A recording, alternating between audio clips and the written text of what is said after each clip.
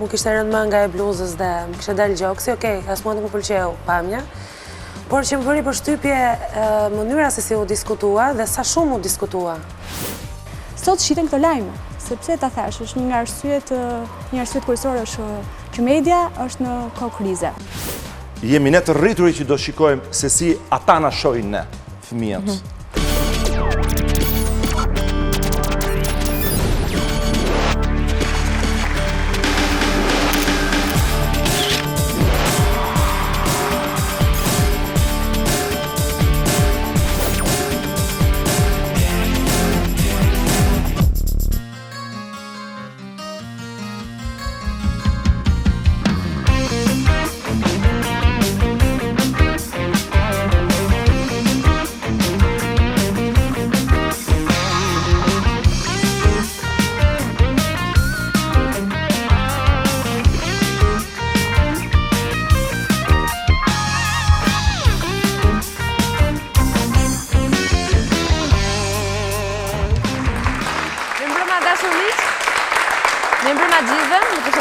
Dhe ju vjen nga unë dhe nga gjithë që ndodhemi në studion e emisionit Thurje, duke shpresuar që keni kaluar një javë sa më të bukur dhe pse jo, me qënë se është të hënë, sot dita e pare javës, ta nisim sa më këndshëm bashk dhe sa më mbarë qko java dhe sigurisht me Castro Zizo.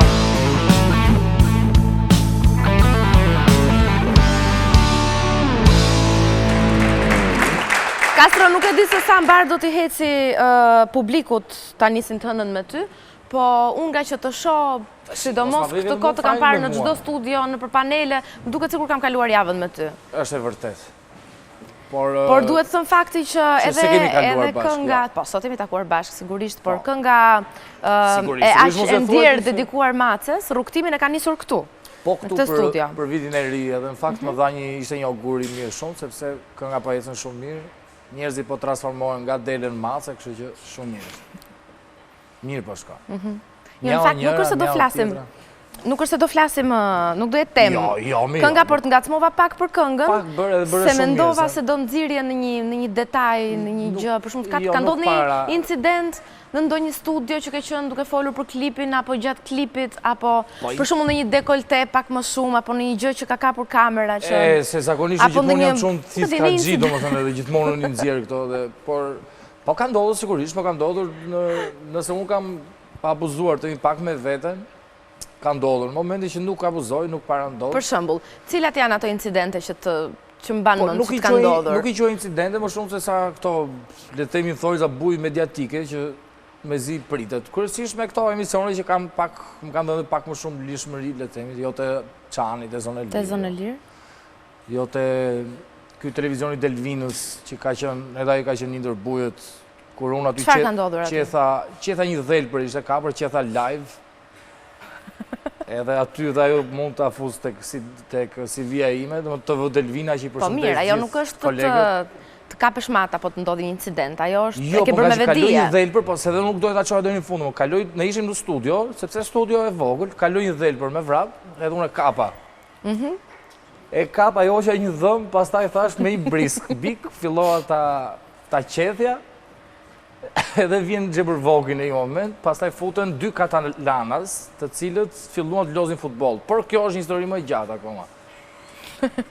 Se di nëse e kupton, por të gjithë mund ta gjeni është një rrjet tjetër social, delvina.com, që mund ta klikoni për më shumë.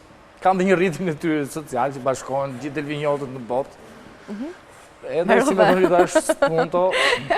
Mirë, se ne sonë të në fakt do të flasim për këto lloj, unë të ngacmova pak për këto incidentet që ndodhin zakonisht, kamerat me zi i presin, personazhet e njohur, që t'i kapin maca, po të ndodhi një incident, si është kjo miza në studio? Të futet një mizë, edhe këtu në shfutet një tek mund të të bezdisi pak në fytyra, po në incident është edhe kjo.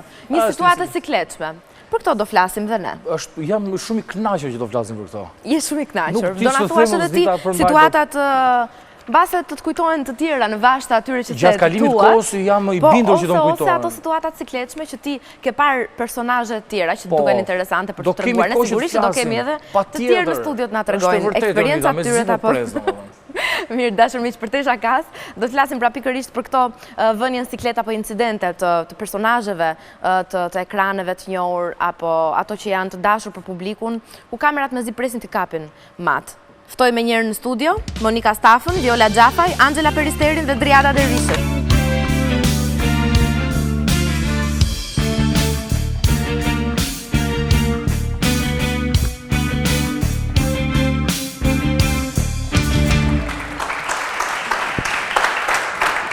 Erdhët, sa qef ta nisë sot thurjen me femra në panel.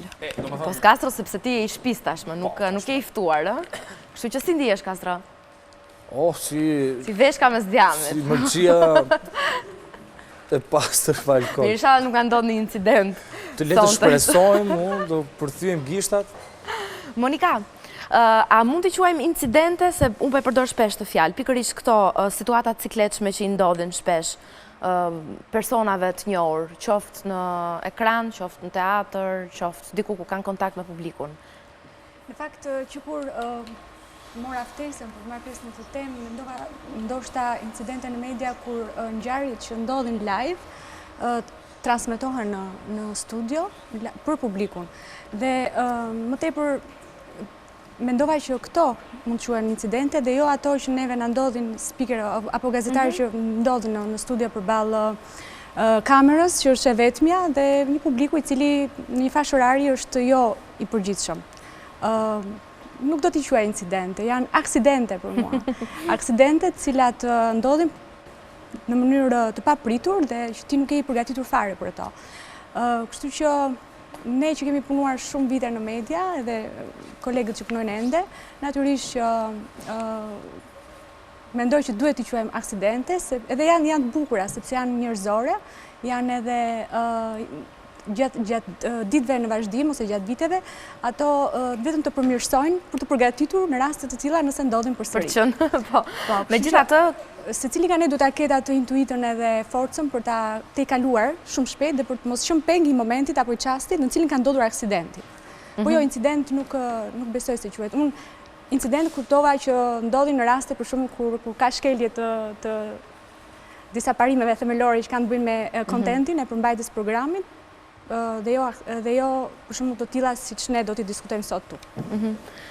Viola, në fakt këto diskutohen shumë, nëse ndodh një gjë e tillë, sikurse Monika e quajti një aksident i tillë, komentohet më gjatë se sa puna që bën. Për shembull, marrim rastin e gazetares foto që shpërtheu në rrjetet sociale, nuk është se u komentua se çfarë bëri ajo, por fakti që gjatë protestës i kishin dalë pak më shumë të brëndshmet, le të themi. Dhe ajo u komentua të me rëndësi shumë. Si ishe këto? Po nuk mund të kalonte pa u komentuar, çështja është mos bëhemi malinj pastaj në komentet që bëjmë, se ato janë gjëra që na ndodhin të gjithëve. Vajza me sa e pashun nga fotoja ishte veshur me xhaket, me pantallona, por pozicionin në cilin ishte duke qëndruar sigurisht se s'ishte normal, nuk do dilte ashtu në ekran. Ndaj ndodhi dhe ajo që ndodhi. Pa komentuar nuk shpëtojnë, sikur nuk na shpëtojnë asnjërit, pa komentuar dhe kolegët edhe veten që çana ndodhi gjatë transmetimeve live. Por s'ka asnjë gjë kështu kaq të madhe, kaq absurde. Në momentin që jenë në transmetim live, për më tepër, këto janë ato gjëra që e bëjnë dhe më të bukur dhe më të vërtet, që ndodhin gjërat vogla pa plan. Angela, si ishe këto aksidente? Fundja fundit janë gjëra njerëzore, pse janë kaq të piketuara nga... Unë jam e freskët nga një aksident i tillë, do e quaj dhe unë si Viola. Aksident. Unë na e tregosh edhe rastin tënd? Pikërisht në një emision televiziv ku më kishte rënë manga e bluzës dhe më kishte dalë gjoksi, okej, as mua nuk më pëlqeu pamja, por që më bëri përshtypje mënyra se si u diskutua dhe sa shumë u diskutua. Në me thënë, këto gjëra diskutohen më shumë se që duaj për mendimin tim. Dhe me thënë, ka ndodhur një gjest që mbase për një kohë të shkurtër apo gjatë, ka të requr dhe vëmendjen nga intervista që ti ke qenë duke dhënë, sepse... E ka të requr vëmendjen, prandaj më bëri përshtypje, sepse mund të bësh shumë gjëra në karrierën tënde, për cilat je dhe krenar dhe që njerëzit duhet të merren pak më shumë, dhe çuditërisht merren me gjëra që nuk kanë asnjë pikë rëndësie. Driada, kam përshtypjen që në teatr ndodh më shpesh kjo gjëja, është më i prirur për shkak edhe televizjeve, energjisë, gjithçka live. Është vërtet, po. Është shumë e bukur se në moment që ndodhin disa gjëra të tilla, nuk vjet asnjëri në siklet përveç aktorëve që janë aty, edhe regjisorës dhe sigurisht drejtimit, sepse publiku në këtë rast është ai që gëzohet, le të themi, dhe arrin në shkallën më të lartë, ndoshta sidomos në komedi, i duket sikur gjithçka është e përgatitur dhe nganjëherë vetë energjia e publikut çon që të ndodhë diçka e papritur. Unë kur mora vesh për çfarë bëj fjalë emisioni, në moment mendova që jo s'kam, se nga që stresohem shumë gjatë kohës shfaqjes, më duket se s'kemi. Dhe ndërkohë fillova të cilja ndërmend momente në cilat sa jam trembur, aq kam qeshur me lodh dhe ndoshta do qesh gjithmonë. Një nga këto momente ishte kam qenë një shfaqje shumë e bukur, 2 vëllezër gjysmë dhe ishte Muharrem Hoxha, Mirushka Bashi, Lant Koça, Mariana Kondi dhe Sania Hoti në mes të skenës dhe Rema që ishte në një sherr shumë të fortë për prona, me vllajën e vet që ishte Mirushi. Në një moment goditje ai ulet në tokë dhe skena duhet të vazhdonte me një, le të themi, ritëm shumë të lartë sepse futeshin të gjithë në këtë sherr. Rema shtrihet në platformë, le të themi, dhe dëgjohet një zhurmë. Dhe unë isha lartë, thash, okej, më thanë, diçka nuk po funksionon. Kthej kokën dhe shikoj që Rema kishte ngrirë, të gjithë po prisnin që çfarë do ndodhte dhe Rema ashtu si i shtrirë, qohet këmba dorës, del nga skena dhe ikën me vrap. Dhe unë që them, qa ndodhi? Nërkohë Remës, të gjitha pantallonat ishin hapur. Dhe këto që thonin, Mirushi tha vetëm, ku shkoj? Dhe gruaja që përspozoi luante, i thot, kështu e ka e zë ndonjëherë. Okej, pauzë, asnjë lëvizje, njerëzit vazhdonin qeshnin, dhe unë thoja, çfarë po ndodh, si do qepesh, çfarë do vishe, pastaj vetëm ta veshësh Remën, ta çveshësh do në çiko. Dhe dëgjohet në një moment një zhurmë, sepse pesha, okej, dërasat e skenës dhe një vrap, du, dhe thot, erdhi hipopotami. Dhe ai kthehet, thot, më falni, kur të zë. Dhe me gjithë salla që ishte në eufori. Temi ishte një moment shumë okej, stresi ishte shumë i madh, po le të them ishte një nga ato aksidentet shumë të këndshme që gjithë pastaj ndonjë është më e thjeshtë në teatr të kalosh këto aksidente drejt, mbas edhe për faktin që nuk ke një kamerë që ta fikson atë moment apo të bëhet maksimumi, nëse do jetë shansi dikujt që ta kapi atë moment në foto, po që edhe kjo. Unë për fatin e keq ky moment nuk është, por edhe nëse do jetë, nuk kemi një emision të tillë, ndoshta, dhe mund të jetë kjo që ti i mbaj këto gjëra. Sepse unë ka ndodhur dhe një incident tjetër, aksidenti ishte, se ti e di tani, ndoshta, po ne kemi një fobi shumë të madhe. Shtangetat mos na bien gjatë shfaqjes, do me thënë është në çdo teatr. Dhe po regjistronin për Digitalbin rëndësia e qenit i ndeshme në Oscar Wilde. Duhet hapej perdja në një platformë që lëvizte si një zambak, duhet kalon të një qift dhe më pas ndryshimi skenës hapej dhe një personazh duhet ishte brenda një kornize që zbriste nga lartë. Bëhet kjo lëvizja, Digitalbi regjistron, unë isha në furgon me Gjiksanën, s'po hapet perdja, vazhdonte.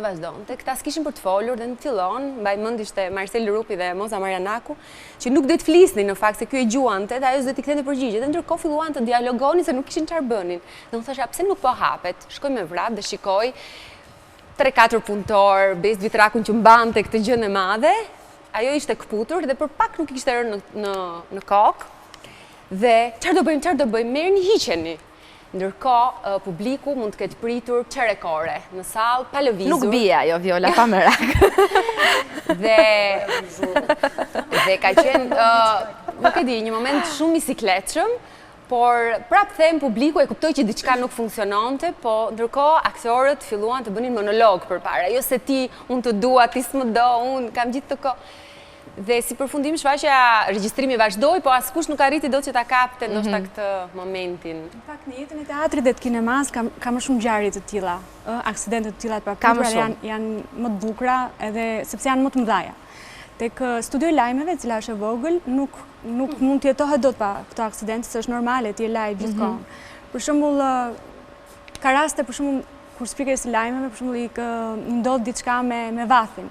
Që i bie gjatë kohës që madje është në transmetim, nuk është duan kronika në transmetim, ose ka diçka që ndodh me diçka të brendshme të ndën, që s'po e them këtu, që shkëputet, edhe ti pra vazhdon. Është shumë njerëzore çdo gjë që ndodh. Për shembull, ka raste ku përballë teje projektorit që të ka ndriçuar 5 minutat e para të lajmeve, në një moment caktuar digjet. Apo fletët e projektorit që më ka ndodhur mua, për shembull, janë mbajtur hapur nga operatori në studio deri në momentin që kemi mbaruar lajmet. Këto janë momente shumë bukura, janë aksidente, të cilat Po ndonjë ngatres. Andodh ja, se do vi deri. Ajo do ishte. Do vi deri. Ta ka ndonjë ditë që s'ndodh ndonjë ngatres. Ndodh. Pak të ne që s'punoj me prompter, Gjithë kohën ndodh, edhe ne që kemi punuar me prompter, për shembull, her pas here është fikur prompteri për arsye të ikjes së dritave, që në Shqipëri është jetuar gjithmonë, edhe sa të vi në punë për shkak të gjeneratorit ka dashur minuta të tëra, por kur ty të ndodh ndërkohën që je live, natyrisht është aftësia jote pastaj për ta kaluar këtë moment dhe për ta dhënë lajmin në një mënyrë tënde, ashtu si ti e ke lexuar pak më parë. Por këto janë gjitha gjëra shumë bukura. Dikur neve në emisionin e vitit të ri në Top Channel regjistroni momentet tona, të paktën tek studio lajmeve.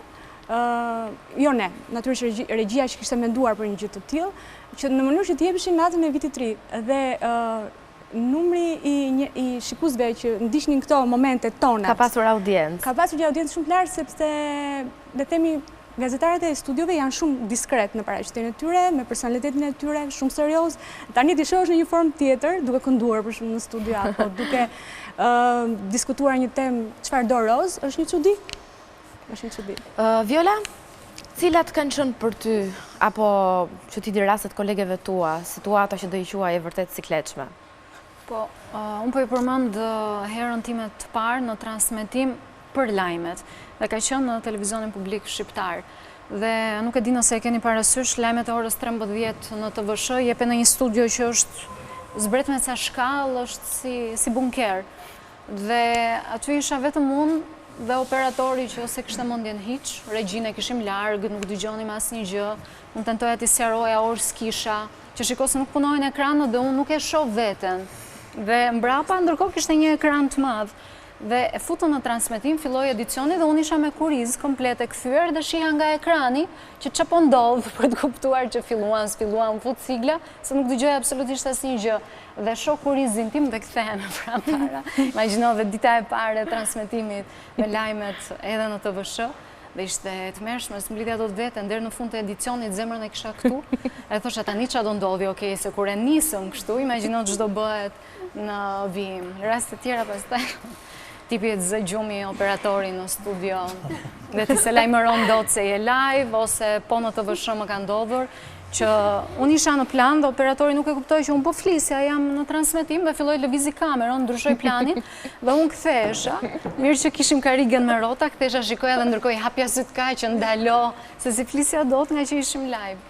Por siç e thash edhe një herë, përgatitur në çdo moment. Që bëjnë transmetimin live më të vërtet.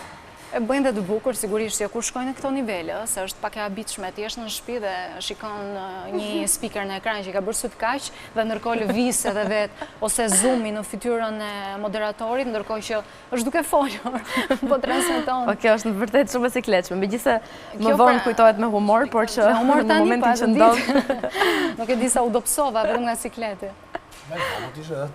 Po, imagjino. Angela, po në për koncerte për shembull apo videoklipe? Unë kam pasur të tilla skena pafund, sidomos në për koncerte dhe në live që kam qenë pjesëmarrëse, jo aq shumë në televizion. Kanë qenë të shumta raste që kanë ikur dritat në mes të koncertit dhe në 10 minuta publiku ka ndetur me drita fikur. Sigurisht që kam dalë nga situata duke kënduar a kapela derisa të vinë dritat. Kam pasur shumë raste që janë rrëzuar, edhe nga shkallët, para se të vija në skenë, kam rënë nga shkallët dhe kam dalë ullur në skenë. Po që jam ngritur dhe kam vazhduar, po edhe në mes skenës kam rënë dhe më ka ikur gjithë fustani dhe kam dalë. Po kjo që zotit ka ndodhur në Greqi. Aty ka shpërthyer bakshishi? Aty kishte shpërthyer lule dhe unë kam dalë shkita. Këto dhe bakshish që u hapë. Dhe çfarë bëre si e kalove, Angela, këtë moment? Thjesht në teta shtrirë, mbërtheva fustani, nuk theva nga orkestra, se thash paktën shohin këta të mit, jo këta këtu mbrapa. Morët vesuna. Mbërtheva fustanin, edhe vazhdova, sigurisht gjunjët e kisha cop. nuk e vetëm në atë mënyrë mund dalësh nga situata, domethënë, duhet vazhdosh. Çfarëdo që të ndodhë. Për t'i dalë para çdo të keqe. Morën seriozisht aksidentin në media në fakt. Pa aksident. Driada, mirë, në pozicionin tënd, nëse në një shfaqje që ti aktorët janë duke luajtur, një shfaqje tënden, është më e sikletshme se okej, për aktorin s'ken dihet nëse i ndodh një incident, duhet ta kaloj, po stresi dhe ankthi dhe përjetimi i yt si regjizore në këtë rast. E di, ne njerëzit e teatrit ndonjëherë bëhen shumë më serioze se sa duhet, ndërkohë që përpiqemi që të argëtojmë tjerët dhe kalojmë në kriza të forta nervozizmi dhe unë këto problemet me shtangetat edhe me tekstin që për shembull njëri mund të ketë qelluar që ka kaluar nga fillimi i monologut në fund. Që mbas edhe nuk e ka kuptuar fare dhe vazhdon. Sigurisht gjatë kohës, edhe kam dashur që shfaqja të shkojë shumë mirë, emocionohesh në atë pikë sa fillon qan, të duket sikur është fundi botës. Ndërkohë shikon që publiku se nuk e di fare që ti e ke ndërmend këtë gjë, nuk e di që ajo shtangeta është në atë moment, monologu do vi kështu edhe unë me kalimin e viteve them që e kam fitu një lloj sigurie.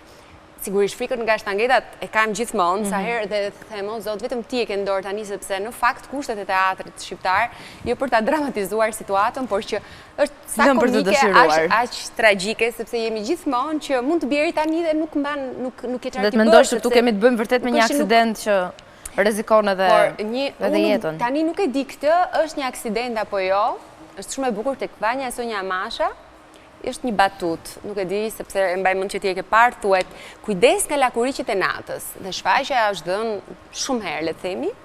Dhe Kassandra, personazhi, lajmëron të gjithmonë personazhet që kujdesni nga kukumjaçkat, dhe diku o shfaqja e fundit o para fundit, thot kujdesni nga lakuriqit e natës dhe ndërkohë në teatr, një lakuriq që kishte gjithkohë si rrinte dhe unë shikoja ç'është kjo njoll në Bokasken, fluturon mbi kokat e spektatorëve dhe ato ishin të gjithë në një njëjtën kohë në sinkron, se shumë i bukur improvizimi i publikut, që duket sikur se ka mendje, por ndërkohë ishte shumë dhe kujtuan që në fakt ishte një efekt i përgatitur dhe aktoria Valina e luante këtë personazhin, më çolli vjen. Ju a thash, kam gjithë të kohë që më thonë, që ju them kujdes, asnjërs, ja ku i keni lakuriqit.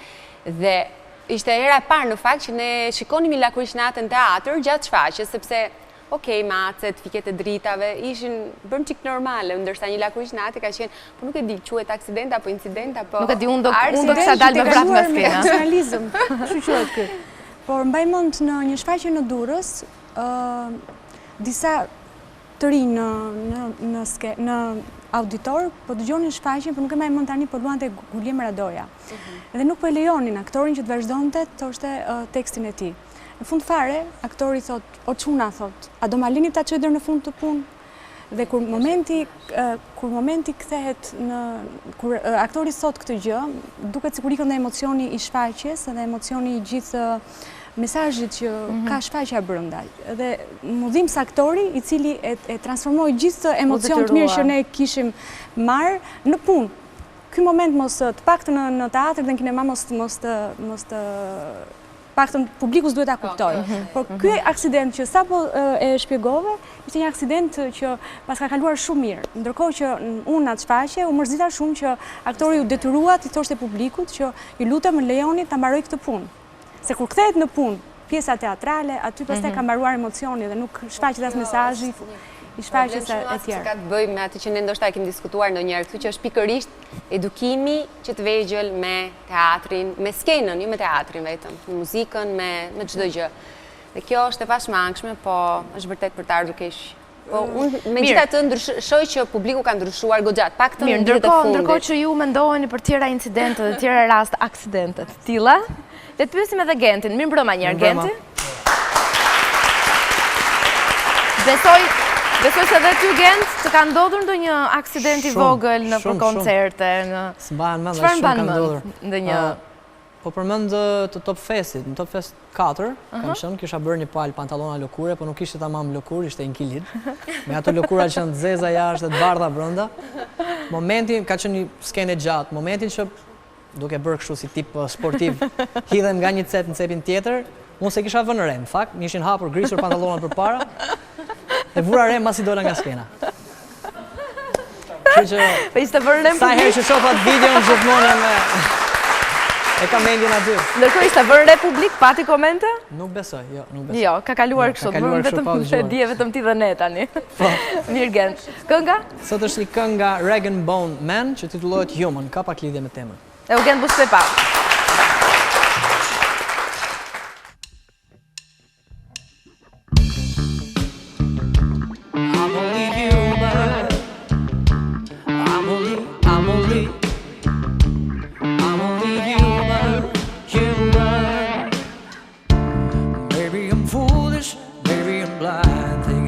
See through this and see what's behind. Got no way to prove it, so maybe I'm lying. But I'm only human after all. I'm only human after all. Don't put your blame on me. Don't put your blame on me. Take a look in the mirror, and what do you see? Do you see it clearer, or are you deceived? What you believe, 'cause I'm only human after all. You're only human after all. Don't put your blame on me. Don't put your blame on me. Some people got real problems. Some people out of love.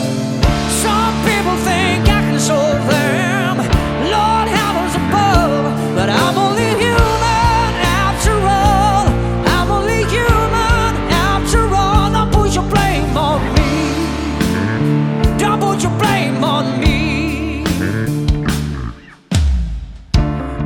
my opinion, don't ask me to lie. Then beg for forgiveness for making you cry. Making you cry. 'Cause I'm only human after all. I'm only human after all. Don't put your blame on me.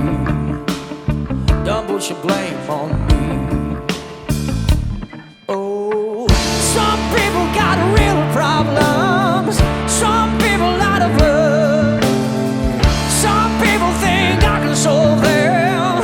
Lord heavens above, but I'm only human after all. I'm only human after all. Don't put your blame on me. Don't put the blame on me. I'm only human, I made mistakes. I'm only human, that's all it takes to put the blame on me. Don't put the blame on me. 'Cause I'm no prophet or Messiah. You should go looking somewhere higher. 'Cause I'm only human after all. I'm only human after all. Don't put your blame on me. Don't put your blame on me. Faleminderit Tuna, faleminderit Genti. Njeri në fundit, edhe ne për gjëra njerëzore por flasim. Jo, na zë që ka së shhumun fare. Jo, nuk është. Në shfaqjet muzikore ka të tilla aksidentesh. Për shembull, po shija para 2-3 ditësh një shfaqje live të Robbie Williams para shumë vitesh, se meqense jam akoma fanse e tij.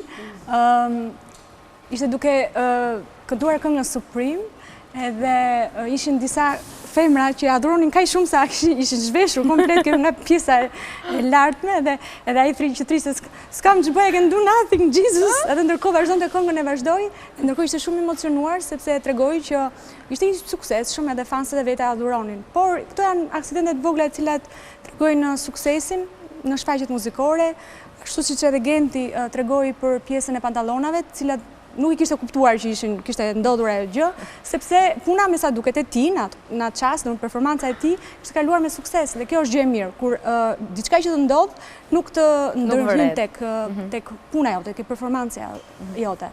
Kështu që në rastet kur këta aksidente nuk të ndikojnë në suksesin e çastit, e momentit, ato janë aksidente të bukura, të cilat mund të tregosh me shumë qejf edhe me intuit në rastet kur ti kupton, I te kalon vetë shumë mirë. Mirë, po ndërkohë raste kur jeni fotografuar nga të tjerët, apo raste përpos këtyre aksidenteve, raste që ju kanë kapur mac, apo raste në një restorant, për shembull, kur ju ka rënë ushqimi, jeni këto situata cikletshme Vjol, për mos mbetur vetëm te aksidentet që ndodhin në live apo në media. Janë dhe të tilla. Unë kam fatin e mirë që nuk është... Së të kam fotografuar? Ja. Njëherë vetëm dhe bëra namin. Isha gati të ziesha që që duhet. Pse, jo, kam shpëtuar nga kjo pjesë, por se di, unë jam shumë spontane, kur është në çështjen e përditshmërisë, po e njëjta gjë më ndodh edhe në transmetim. Në transmetim ka një diferencë se kjo është një situatë dhe një gjendje e brendshme që ty të vjen vetëm me eksperiencën dhe me kohën. Se ta shikosh thjesht në herët e para të daljes tënde në televizion, të ndodhi ndonjë gjë, duket sikur karriera jote ka marrë fund, jeta të ka marrë fund, çdo gjë të duket traumë. Ndërsa, kur ke një lloj eksperience, e kalon më lehtë se di si të përballosh këtë lloj situata. Në përditshmëri pastaj unë jam shumë e qetë, janë gjëra njerëzore që na ndodhin të gjithëve. Okej, sigurisht që s'më vjen mirë tipit. Po të tregoj një rast në dasmën e Si me motre. Unë isha personi i fundit që shkoi, ajo është martuar në Athinë në Greqi, personi i fundit që u bashkua pjesës tjetër të njerëzve dhe kam shkuar fiks ditën e dasmës disa orë para. Dhe isha atje si isha në shtëpinë time dhe tentoja të hekurosja fustanin. Dhe dojgja, po dojgja kaq, sa ishte hekuri u dojgj fustani. Dhe së di fillova të qajut me rova se dasme motrës dhe shoqëroja me fustan të grisur. Sa jova, pastaj e lidha fort, e shtrëngova, e kapa të grisurën e futa kështu nga brenda se s'kisha qa bëja. E kaluan pastaj, në fund fare nuk është që janë aq të mëdhaja dhe të ndikojnë kush e di se çfarë. Por që po. Angela, po të ka ndodhur ndonjëherë të kapësh mat, le të themi? Një foto në një moment të sikletshëm, apo si që janë këto me grim, pa grim? Unë pa grim dalë gjithë ditën, kështu që edhe s'kur të më fotografojnë, nuk kam problem. Kam publikuar vetë foto që janë pa grim.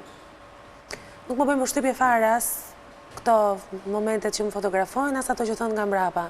Më bëjmë përshtypje thjesht fenomeni që pse merren nga shumë ca gjëra që fundit janë shumë njerëzore, ju ndodhin gjithë njerëzve, gjithë njerëzit dalin pa grim, gjithë njerëzit shëndoshen, gjithë njerëzit dobësohen, gjithë njerëzve ju bie ushqimi. Do të thënë edhe ne njerëz jemi, edhe ne na ndodhin këto. Kjo diskutohet në një farë fej që ua ç'a bëri ajo. Shokon Angela Peristeri. Mua këto titujt edhe këto gjërat janë që më pengojnë më shumë se sa ato që ndodhin. Edhe pse njerëzit janë kaq keq dashur sa mund të kesh për shembull 100 komente negative dhe 3 pozitive. Zi presin. Në fakt, kjo është pjesë e medias 10 vitet e fundit. E cila do edhe kemi të bëjmë me gazetari këtu, Monik? Ato që e quajnë paparazzi, apo ne nuk ekziston gazetaria paparazzi të ne? Bluetooth, jetë roze e personazheve të njohur publik. Dhe personazhet e njohur publik gjithmonë janë shfaqin atë sharmin e kuriozitetit për publikun e gjerë.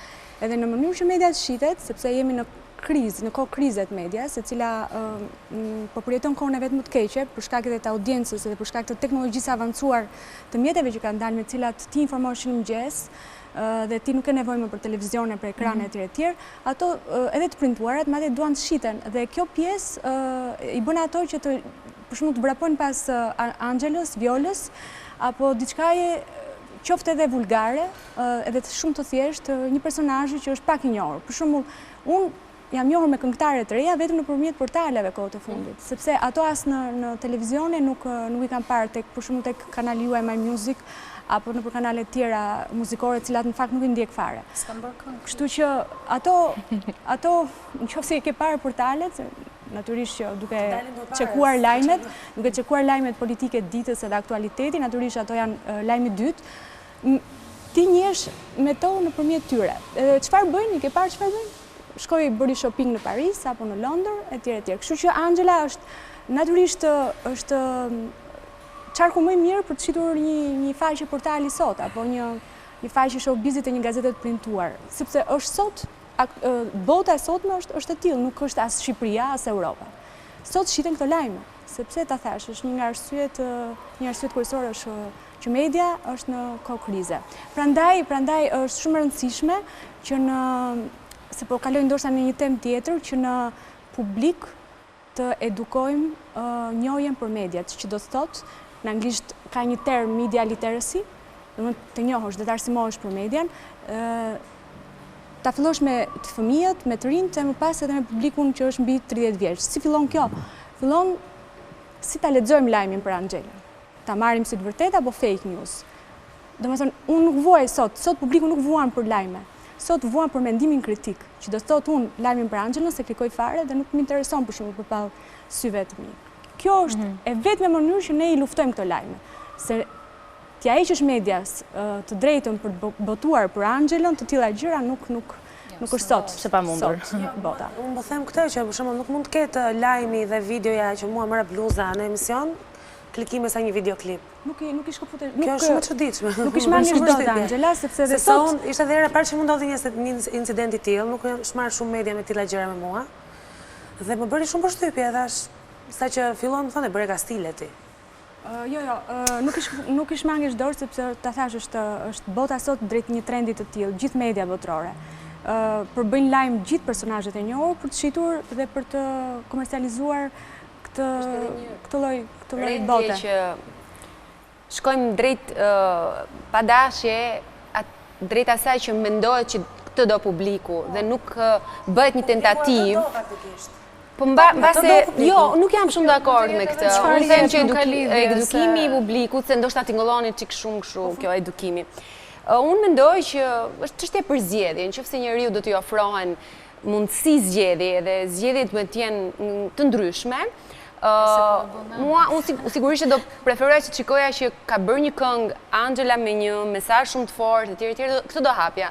Nuk do hapja këtë tjetrën. Kjo është që njeriu arrin në një moshë, ose jo në një moshë, në një fazë në cilën shikon që këto janë gjëra ndoshta lidhet me këtë që pjesa më e madhe që i ndjek kaq shumë edhe teknologjinë tani bie që është pak a shumë pjesa edhe e adoleshentëve që rrit.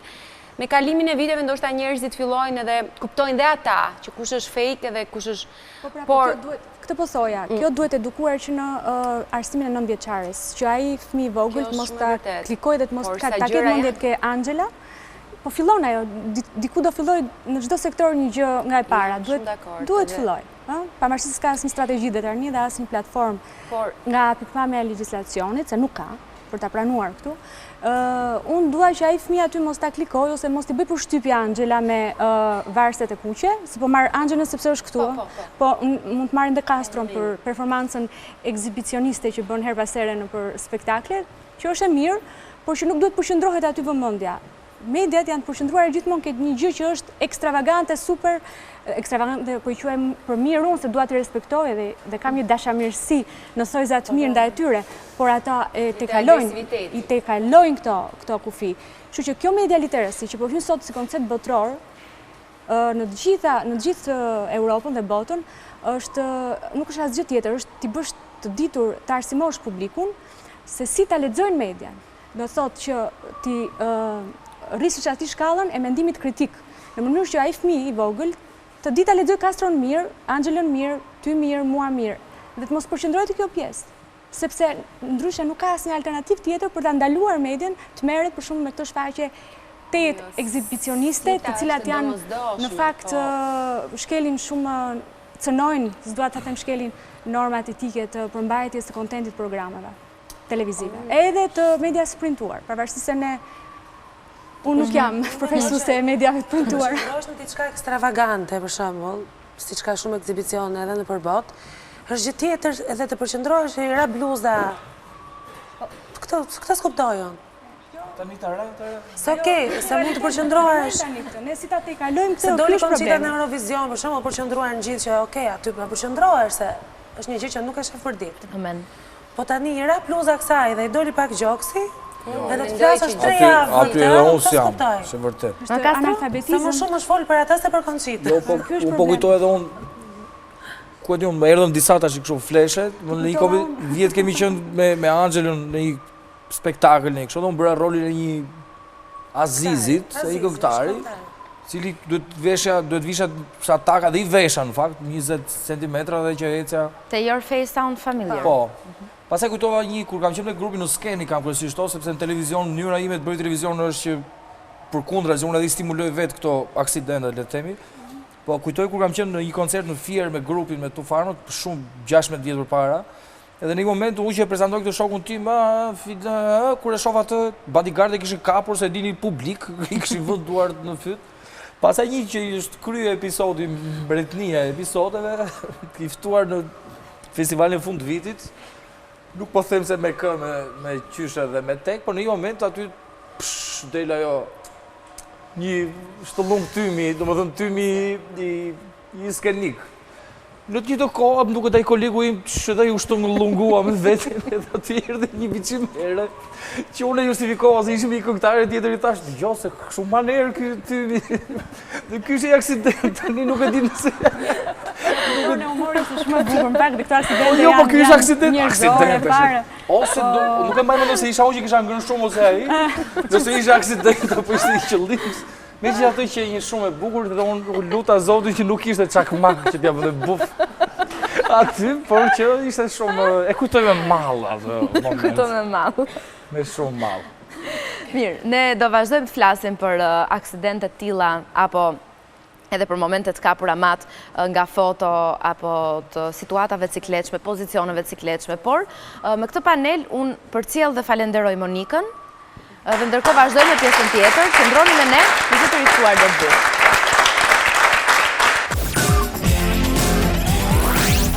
Lexosh titujt, janë thua kush e di çdo gjë aty brenda, çfarë do zbuloj gjatë leximit të artikullit. Dhe artikulli është 3-4 rreshta, materiali. Vetë si personazh bëj shumë, bëj më shajnë shumë në rrjetet sociale, ama lajmet e mia janë top list. Jemi ne të rriturit që do shikojmë se si ata na shohin ne, fëmijët.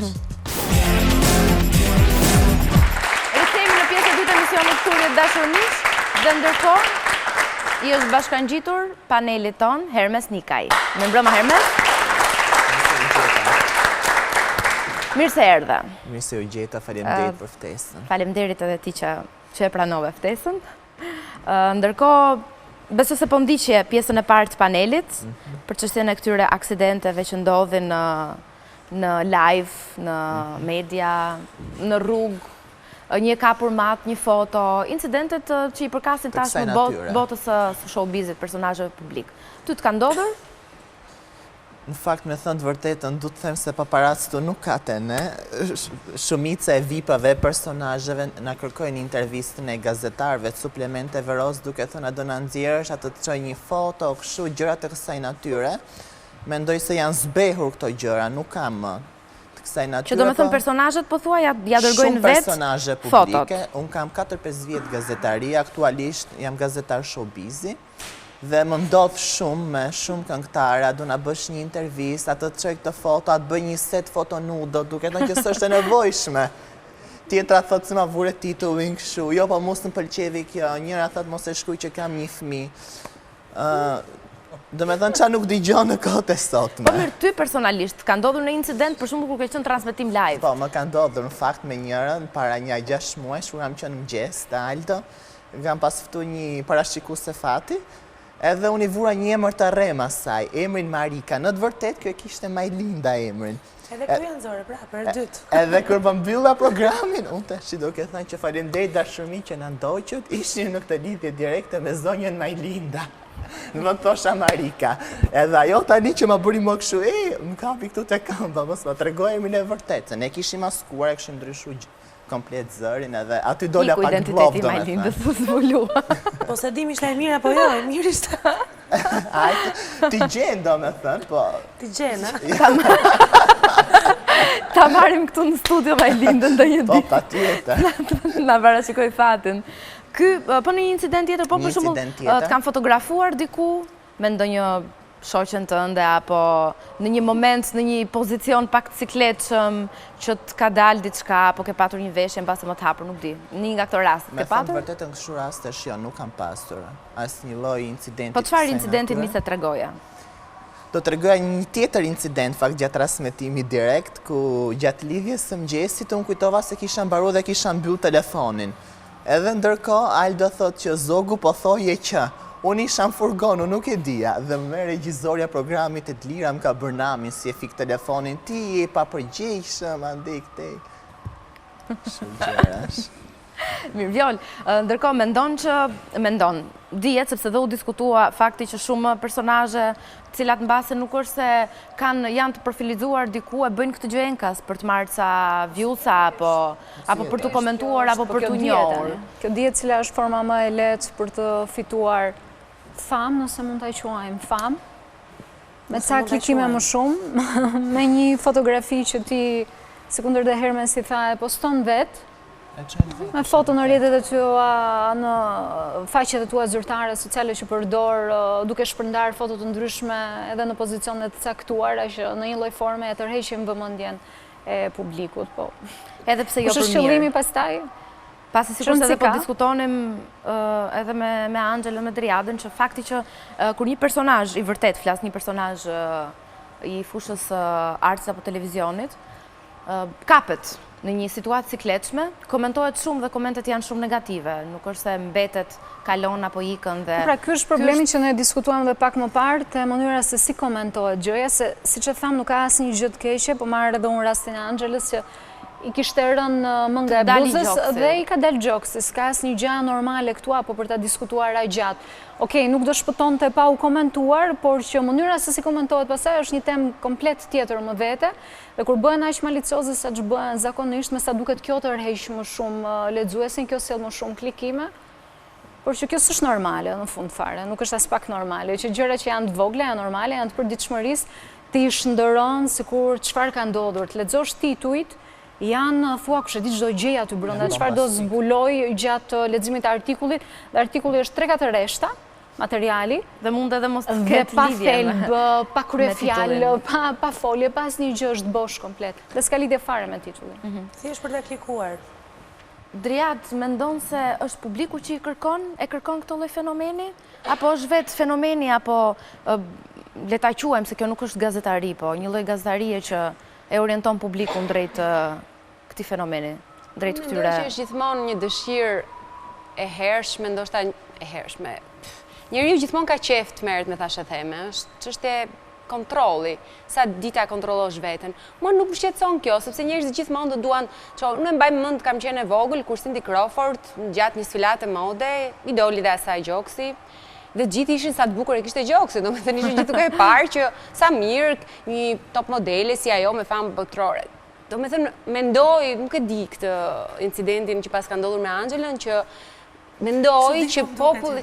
Jo, më falë, nuk ka lidhje, është thjesht këtë periudhë nuk kam pa shumë televizor edhe portale.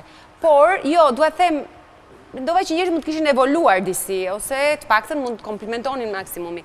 Ajo që mua më shqetëson, nuk është që njerëzit duan të dinë që ku shkoj, për shembull, nuk e di, rendim drejt sipërfaqësores, unë e kam thënë gjithmonë këtë, është ndoshta në të gjitha, jo vetëm është shoqëria, e gjithë bota që është në një kaos, një çik shumë të madh. Anne Hathaway fitoi çmimin Oscar dhe menjëherë mbasi ajo fitoi, dolën të gjitha dhe thanë, u bë një artikull pse të gjithë e urrejnë Anne Hathaway. Tani ndodh në një shoqëri që ti mendon, okay, pra njerëzit gjithandej kështu janë, them, rendin drejt kësaj, por shqetësuese është likësia. Unë shikoj një likësi dhe ndoshta s'kam patur fatin të shikoj shumë media të huaja tek review-t, ndoshta tek kritikët, ose popull të thjesht, por populli jonë vëre çdo ditë më shumë një lloj agresiviteti për të fyer, ofenduar dhe duke shpifur, çdo lajm është e tmerrshme. Kjo është e frikshme. Pra, nuk mund të gjykosh dikë në qoftë se ka bërë një, le të themi, gjithkush është i zoti në atë që thot, është i përgjegjshëm në statuset që bën, apo edhe në koncert, edhe në këngët që duan të provokojnë, s'ka asnjë gjë të keqe. Arti është provokim, le të provokojnë në gjitha format. Mënyra se si trajtohet, unë them që me anë teknologjisë i është dhënë pushtet gjithkujt për të bërë kritik, por jo kritik nga ato të mirët, nga ata njerëzit të cilët e çojnë njerëzimin përpara, po është një kthim shpellarësh, do thoja, sepse likësia është e tillë. ndjej një trysni shumë të fortë mlef, që duke sikur me zi shpresin për të parë diçka që nuk funksionon dhe për ta bërë përshesh, nëse mund ta themi, personazhin në fjalë vetëm sepse vjen nga inferioriteti, nga mosdia, sepse unë them mosdia është gjithë problemi që njerëzit bëhen agresiv, bëhen të ligjë, bëhen të këqinj. Dhe nëse do të kërkojmë njerëzoren, unë e gjej njerëzoren aty ku dua. Unë mbaj mend Kastros një intervistë shumë të bukur që ai ka bërë për nënën e tij. Është e vetmja gjë që unë mbaj mend, sepse ishte njerëzorja, ai bën gjëra shumë të bukura, ka mënyrën e vet. Pra, nëse ne i thrasim kësaj njerëzores brenda, është shumë mirë që ta bëjmë njerëzit që kanë mundësi, Jonida me pjesën e saj, Viola, Castro, Ermesi, Angela me këngët e saj. Gjithë diçka për ta drejtuar nga e mira. Ne kemi të keqen, gjithë brenda, e dim që është shumë e kollajshme për ta nxjerrë, por shoh që vërej një ligësi shumë të madhe dhe kjo është shqetësuese. Dhe ndoshta kjo lidhet edhe me atë që pse të gjithë, edhe nëse janë mirë thonë duam të ikim nga Shqipëria. Është një rreth i egër, një rreth në cilin ndjesh i pasigurt se edhe nëse ti punon, investon për atë gjë që ti do, në momentin më të parë ka një ligësi, kjo nuk tinga, është një shoqëri që nuk po e kalon dot, që nuk po e kalon tranzicionin dhe tani është shumë shpirtëror edhe mendor, dhe kjo është për të ardhur keq. Duke u nisur që nga njerëzit që kenë rreth e përqark, pa u marrë fare me të panjohurit. Domethënë në Shqipëri nëse bën një arritje dikush, të gjithë janë nga mbrapa për t'i futur thikën, që pse e bëri, si e bëri, sa e bëri kështu, u bë kjo ta bëj këtë, pse shumica ashtu janë, unë kam vënë re. Sepse unë kam jetuar edhe jashtë dhe mund të them që kam jetuar në një vend shumë racist, siç është Greqia, dhe prap nuk ka qenë nga që e theksuar kjo pjesë. Po, së vërtet, është një lloj drite që na mungon, nuk e di. Hermes, ti për shembull do bëje vetë një skandal të inskenuar, le të themi, për të rreshur vëmendje? Ja. Nuk është në natyrën time. Pse? Po ke bërë kution me të fejuarën tënde duket, ke bërë foto, ke provokuar me nudo, me gjysë nudo. Ska lidhja, të ishin foto për qef që kemi bërë ne, pastaj u komentu nga mediat si tilla, se unë s'kam nevojë për të bërë këto gjëra. Duke qenë se mendoj se jam qendër vëmendjes dashur pa dashur. Në moment që ti bëre këto foto, prisje të komentoheshe, apo jo, pasi ato... Po, patjetër. Në fakt i bëm për qef në ambientet e qendrës time estetike. Ja, për shembull Castro tha që ke provokuar me këto foto. Të kem mbajtur mend tjetër, çka kem mbajtur mend. Nuk, edhe kjo më ka kaluar, nuk është se... Po që në fakt bëri zhurmë, domethënë të ajo. Dhe jam shumë i sigurt që ti e ke bërë për këtë qëllim. Se po ta bësh foto për qef mbaj te qendra jote dhe mbaj shifi ti. Vendi që ma servir mua ta shoh, atëherë është provokacion. Çfarë përgjigje do i kthesh Castro? Në fakt se di se çfarë provokacion, unë dhe mund ta tregoj ty njërin nga fotot, mendoj se kishte ndonjë gjë, po bëri shumë buj në fakt. Nuk e di dhe mendoj se lajmet e mia unë vetë si personazh bëj shumë buj, më shajnë shumë në rrjetet sociale, ama lajmet e mia janë top list, janë të kryesuar, pak më shumë siç më thon këto kryeredaktorët e suplementeve, të shajnë shumë, ama të klikojnë shumë. S'ke çfarë, bash kur të bie hapi derë. Do të thënë rëndësi ka të klikuar, si për mira për keq, rëndësi ka të klikuar. Po, ka i sfukon gjitha pastaj. Hermes, ti je dakord me këtë fakt, do të thënë nuk ka rëndësi. Jo, me faktin që nuk ka rëndësi se të shajnë apo të komentojnë keq, po e rëndësishme është të klikohesh. Se për mirë, se për keq as nuk do më ja ditë fare, s'më intereson. Kjo është gjë më e mirë që bën. Fare, jo, no, fare. Kjo është forma e vetme për të mbrojtur vetën. Unë nuk e vras mendjen fare për komentet që mund të bëhen nga pas fare. Kështu kam qenë kështu dhe do jem gjithmonë. Është një thënie që thotë, në qoftë se nuk t'intereson më për fjalët e njerëzve, atëherë mund ta quash veten rrezikshmërisht shumë të lirë. Kështu që kur të arrim edhe në këtë stand. Po sa arrim do, gjithsesi sado stat lart artistik që të kesh ne prapë i ndjeshëm, kështu që sado që të mbyllësh një artistët sidomos janë karaktere shumë të ndjeshëm. Po pra, i përjetojnë gjërat shumë se njerëzit normalisht. Cila është ajo fushë e artit që është më e prekur nga ky fenomen, Angela? Kush mendon është muzika? Muzika, këta që me si quhen, me rrafin e hekurit. Këtë se kuptova tani jam, u kuptova në qikë. Kovacët, koveqërit. Çfarë profesioni është ky Castro? Kovaçi pra Kovacit bën një dalt, ose një bel, ose një lopat. Shekuri që përpunohet, me zjarë ata janë të ndjeshëm shumë. Ose këta që kanë një mobileri që gjithi mungon ai gish këtu, po nuk e vrasin mendje. Një aksident, kështu i thonë, ja jeta. Që ti jesh një për shembull, se është ja këtë shprehje të mëdha të urta të Delvinës vazhdoj të them, që kush është një mobilier i mirë nuk do ta ketë një dorë fare, se ky punon fort. Këto janë fushat ku preken më shumë, ku cënohen nga këto incidentet, aksidentet. Po pra, janë të ndjeshëm, kjo plus edhe muzikantët janë shumë. Jo, cila fush preket. Po pra këto fusha, po modelingu për shembull. Ndodh më së fundmi që dhe modelet janë shumë të komentuara, shumë me këto fotot e tyre, kastrën nëpër rrjetet sociale. Çfarë i the Angela që e bëre për të qeshur? Po flasim për billën e Orizit, pse se kemi. Ne që jemi në vorbull. Hermes, se kemi, po bëjmë gjitha të pyetje që kemi bërë 16 herë dhe unë prandaj po, mezi po presa në momentin e sublim. Jo, do presësh edhe pak për momentin sublim. E marrë vesh. Nuk pret dot, nuk duron dot, Unë mendova se do të kujtojnë dhe një tjetër aksident, se ti kam përshtypjen duhet kesh shumë. Me ekzibicionet e tua dhe paraqitjet e tua skenike, ti duhet kishe më shumë se të gjithë aksidente. Po duhet kisha, po ja, nuk duhet t'i flas fare sot për shumë. Sot, pa aksident është e kjo, nëse dëgjoni, po mikrofon nuk na dëgjojnë, që është një tuf me qenë që na dëgjon, ose një...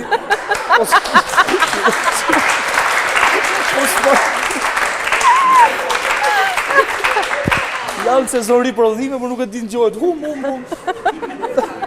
Aksident është e kjo një qëndo. Po është këj momenti tjetër. Aksident që nga ka ndodhur në Your Face Sounds Familiar, Jonida. Në kohën e provave. Bëm gjithë prova dhe Besniku ishte i fundit që të performonte dhe shkësori shkonte gjithmonë poshtë. Besniku, Fedel Leqaka. Besniku i Nergës. Ishte i fundit që të performonte në prova dhe shkësori gjithmonë ishte poshtë në tokë. Që prista aty këngëtarë derisa ta ngrinin. 7 pash në tokë. Ne u harruam komplet, edhe regjizorja dhe në të gjithë bashkë që po diskutonim për spektaklin. Besniku ndërkohë kishte 20 minuta që priste. Dhe vetëm kur dëgjojmë një zëng nga fundi. Keni harruar! Se e sulmuan, se te ashensori ka qenë, domethënë bënin për performanca dhe një koshere grenzash edhe atë sulmuan. Edhe doli buavitur Besniku, me flucka me kësho. Që të themi më. Renis me mbrëma. Po i kthejmë pak, po e lë pa Kastron që të mendoj për atë çastin, momentin sublim që ka shumë qef. Renisi, ti ke patur në një aksident që kujton? Në për koncerte? Me dedikisht, falë zotit, nuk është... Jo, nuk e patur, as në për festivale, as... Po kështu, jashtë, po për shumë fotot, kanë bërë, kanë kapur një matë në ndonjë pozitë këtë do thojmë, fatmirësisht në media nuk është dukem njeri kështu dhe shqyqyr, kurse rrethimi ngushtë shoqërore di që kam qef shumë këto aventurat edhe kanë shumë fotot mijat nga më të ndryshme që... Si për shumë, nga të regoj një, na... Si për shumë... Na jetë një rast. Një që po flisë Kastro, do më thëmë për këto gazrat, gjërat, shumë për shumë, me pjesën e poshme kam dhe unë shumë foto në për bordurat duke ujitur lullet mes rrugës. Ka i mundës ka më gjallesat gjallë. Smooth e Santanës. Këngë shumë e bukur. Reni Gjoka.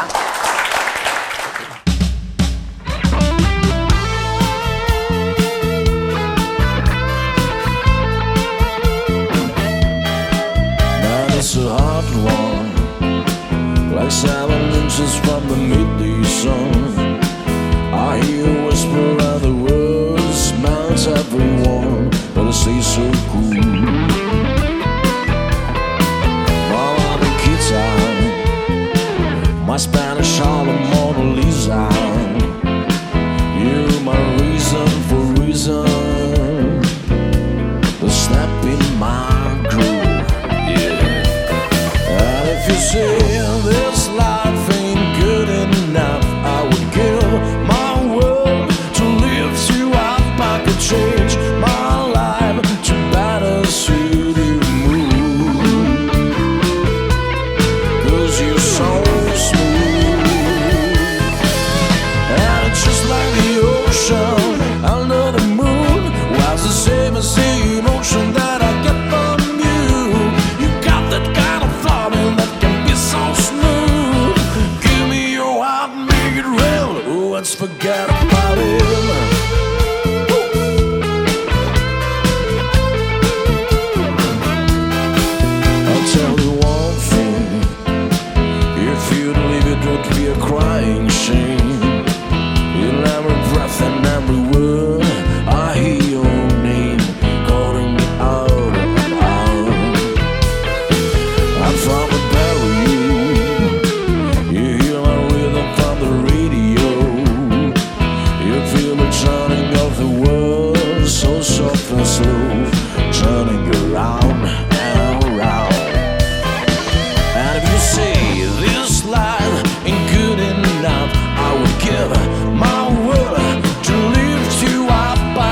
change my life to better suit your mood.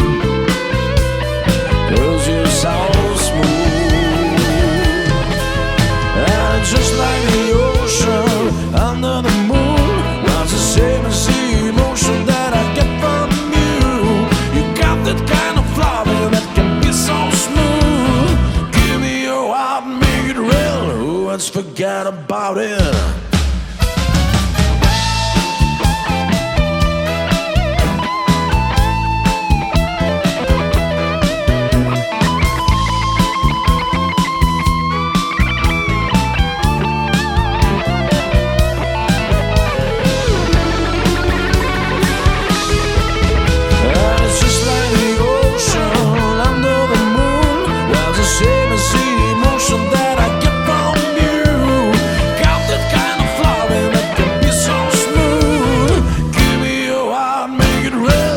Let's forget about it.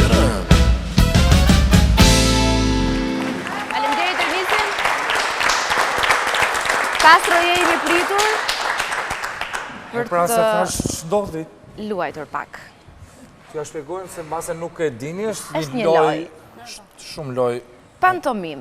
Po, pantomim, do i vendosim diçka në ball, domethënë një ndër këto. Që nesër do komentohet kjo fjalia, e vendosjes në ball. Jo pra, po shqip kështu është tani. Edhe në ball. T'ja vendosim Hermesit? Okej. Hermes, kujdes se du mos prishim flokët. Një mashkull dhe këtë pastaj zgjedhim një nga gocat. Ja. Po se disha. Si mos e dishe, se dishe. Nuk e di, jo desha, në fakt përshira se si më rrinte. Bravo Hermes, jo pa. Nuk e dija. Ju vu në ball e pa? Gjeje tani, hë, çfarë shkruan? Me thënë duhet të s'arrita ta shifsha Nuk e akoma. pe. Jo. E pa hajde luajmë pra, shpjegoj. Ma ka parë Shikoj, jo për Nuk e zot. paja. Nuk e ka parë, jo, se është pak e gjatë si fjalë, mbase ka kapur vetëm Atëherë. nga telefoni. Qa po bën Castro? Kërkoj dhe ju mund ta ndihmoni Hermesin. Për këtë dhelje. Hajde, Angela. Po pa fjalë. Po pa fjalë, Ideja që vetëm me me gjeste. buzë. T'ja bëjmë këti? Gjithë Unë tash do ta gjeja unë. Tjetër do ta gjesh ti. Çfarë bëri Castro? Castro bëj prapë se më pëlqeu. Për këtë dhelje. Mund të shkojmë më? Jo. Jo. Çfarë është ky gjest? Aha, ja, për... Jo, gjë tjetër. Ashtu ë? Nëse po e lexon, po e luan shumë lojën. Bravo, bravo, nuk e prisja. Çfarë është tjetër përveç se ledhatim? Çfarë është kjo? Ta heqëm? Parkim. Bravo, Hermes. Angeles. Bo, Është e vështirë? Verja kësaj. Angela, Hermes, tani do ta ndihmojmë ndihmoj. Angelën, t'ja përshkruajmë. Ja përshkruan dot atë fjalë? Ose di Hajde, mund dalësh edhe këtu po duaj. Nuk e di. Nuk e di. Se që është një me këta? Trazojmë? Jo, Nuk e di. Rrotullojmë? po çfarë do? Mbledhim litarin? Vark? Jo vark. Jo. Po daj se vetëm kështu sa kuptoj, do në një gjë tjetër. Jo, ka që e kam atë. Tërheqim? Shërbim për atë. Lamsh? Paisja. Kalj, gjilëmsh. Shna të reqja. Makinë? Po. Këllon pi cigarë ndërkohë që për një datë, Rot? Para rotës. Para rot? Si quhet ajo? Me C. Ciklap. Si e the Angela? Si quhet çiklik? Se mbajmë.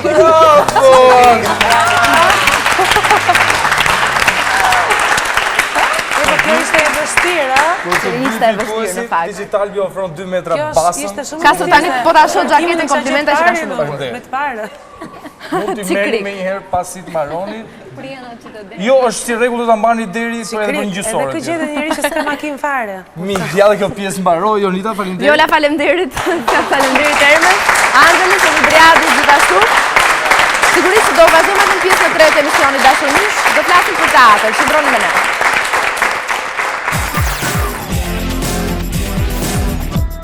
I can't stop thinking about you.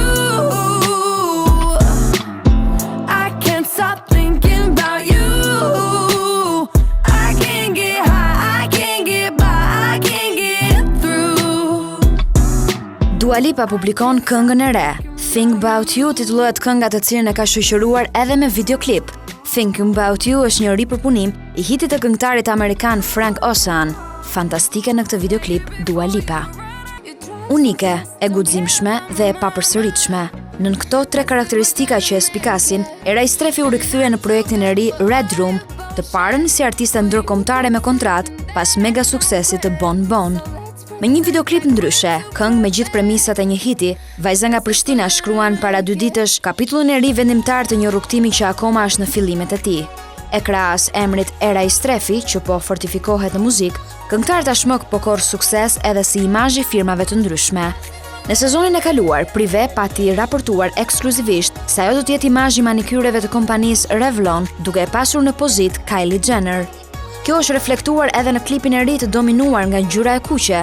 Në një sekuencë, vërehet qartë produkti i kompanisë Revlon, duke vullosur kështu nisjen e kontratës shumë të rëndësishme e me shifra të mëdha. You drive so fast, don't care about my mama. I said we're gonna make it, and I'm too good for all your bullshit, but you got something that I don't quit.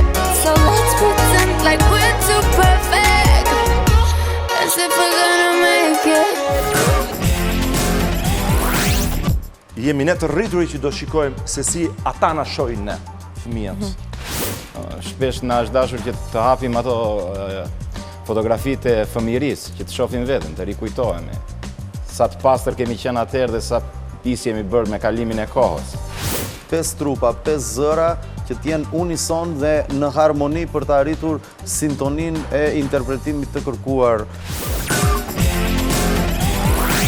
Sipas ndimit tuaj, kush duhet të legalizohet në Shqipëri? Shtëpitë publike apo hashashi? Duhet zgjidhësh njërin patjetër. Njërin patjetër. Nëse do duhet të zgjidhje një patjetër, kë do zgjidhni? Shtëpitë publike. Shtëpi publike. Shtëpitë publike. Se shtëpitë publike dhe jo hashashe? Van tani. O të ke një nxashë pyetje vështirë. Hashashi. Pse hashashe? Se kush ka qefe të përdori, kush nuk ka qef nuk e përdor. Po shtëpitë publike, kush ka qefi përdor, kush nuk ka si përdor? Mendimin tim thash. Shtëpitë publike. Hashashi vaj. Sepse siç e shikoni, ato realisht ekzistojnë. Po ma mirë do të legalizosh shtëpitë publike se këta po shkojnë gjithë rrugëve anë, paktën aty shkojnë në mënyrë të kontrolluar, kurse shtëpitë publike që kanë vetëm femra apo edhe meshkuj? Se ka edhe shtëpi publike që kanë edhe meshkuj, që shkojnë femrat. Zhigolot. Plakat shkojnë këtë çunat e rinj. Ja, më për favore seksuale në këmbim parave. Po që s'po bëva ki tani. Ja ku jemi, edhe në pjesën e tretë e emisionit Kurrë për sonte, do të ndalemi tek një shfaqje, një komedi e zezë, e cila është vënë më së fundmi, fundjavën që sapo lam pas në Teatrin Kombëtar, me titullin 5 djelmoshat. Në fakt, po aq sa është interesante kjo komedi e zezë, po aq është edhe interesant fakti që e ka vënë në skenë një personazh shumë i njohur i Teatrit Kombëtar, por si aktor, dhe është eksperienca e tij e parë si regjisor. Çojmë çka në 5 djelmoshat për të na thënë. Ftoj me njerë Eli Donfinon, Dritan Boricin, Lajt Vasilin dhe Neritan Liçaj.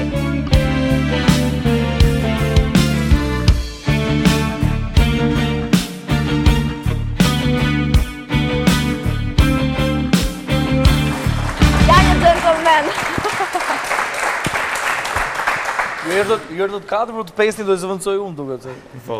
Mirë, tani Elidon, normalisht në këtë vepër je regjizori, kemi 3 djelmosha. 2 tjerët kush janë? Gent Azizi dhe Gendi Deçka. Në fakt Gent Azizi javës që shkoj na tha diçka rreth. Nuk do të zbulonte sigurisht, sepse do të lidte publikut që të shihte premierën dhe më pas edhe shfaqjen Teatr Kombëtar, por na tha kështu një 2-3 detaje të vogla. Tani duhet të themi më shumë. Pse 5 djelmoshat fillimisht?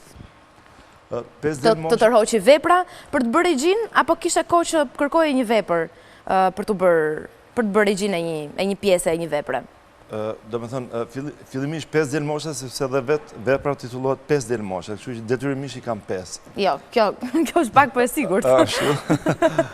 Me veprën kemi filluar, ose kam filluar po themi që shtatorin e kaluar, java e leximit të dramës balkanike, që u organizuan teatër kombëtar nga Ema Andrea, pata rastin ta kuroj këtë veprën, dhe më ngacmoj që në momentin e parë, normalisht, pastaj pata dhe nxitje kështu kolegësh dhe vetes, pa ndonjë projekcion të mëparshëm, të saktë ose të me rrugtimin që të filloj dhe të bëj një regji. Okej, kam pasur, mbase ne gjithë aktorët kemi në një moment saktuar ngacmimin për të bërë regji, ose edhe në qoftë se para gjumit ose pas gjumit ose kudo që t'jemi, mundet të ngacmojmë vetëm për ta provuar ose për ta kaluar këtë përvojë. Dhe vepra më ngacmoi jashtëzakonisht shumë, u bën rreth 3 muaj pas asajt, pas shtatorit që më ngacmonte dhe punoja, deri në momentin që fillonim dhe sot e kësaj dite bën rreth 5 muaj e ca,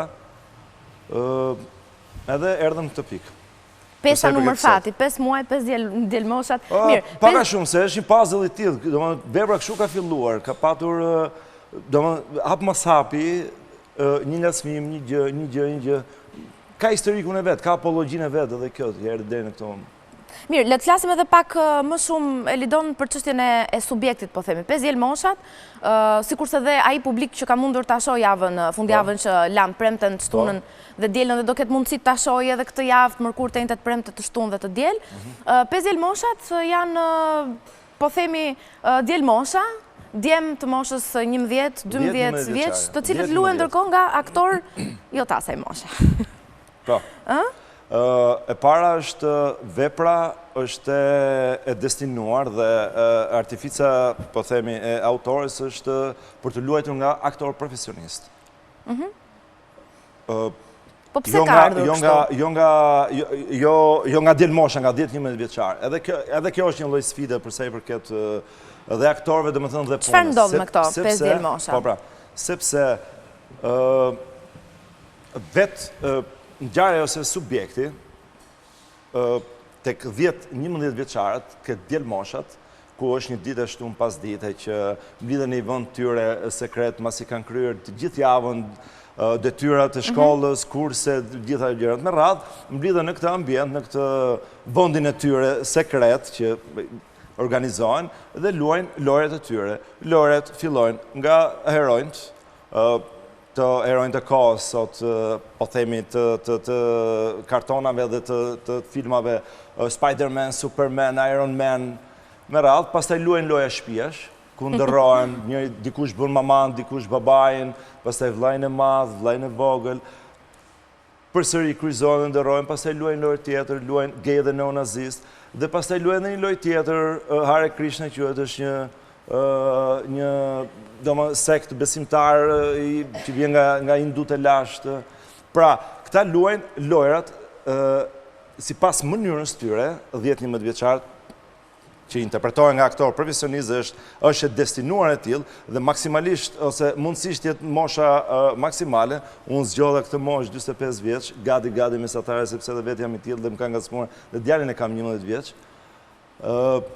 Dhe të gjithë ta fëmijët luajnë këto lojrat që shikojnë nga jeta e përditshme, nga praktika, dikush dhe nga praktika e vetë familjare, ose nga të dëgjuarit. Pra, është një lloj mënyre se si na shikojnë neve fëmijët si na shikojnë ne të rriturit. Pra, çfarë kemi ne projektuar tek ata, në mënyrë të ndëgjeshme dhe të pandëgjeshme. Duke filluar, pavarësisht se ato prapë ekzistojnë dhe janë lojra dhe janë shumë të bukura, ose më saktë, ato i luajnë si lojra, se ato është gjithë realiteti ynë dhe nuk është vetëm shqiptar ose ballkanik ose po është shumë i gjerë, është global. Është realiteti ku kemi probleme në dhunës familje, kemi një lloj, po themi, denigrimi ndaj gejve, kemi një lloj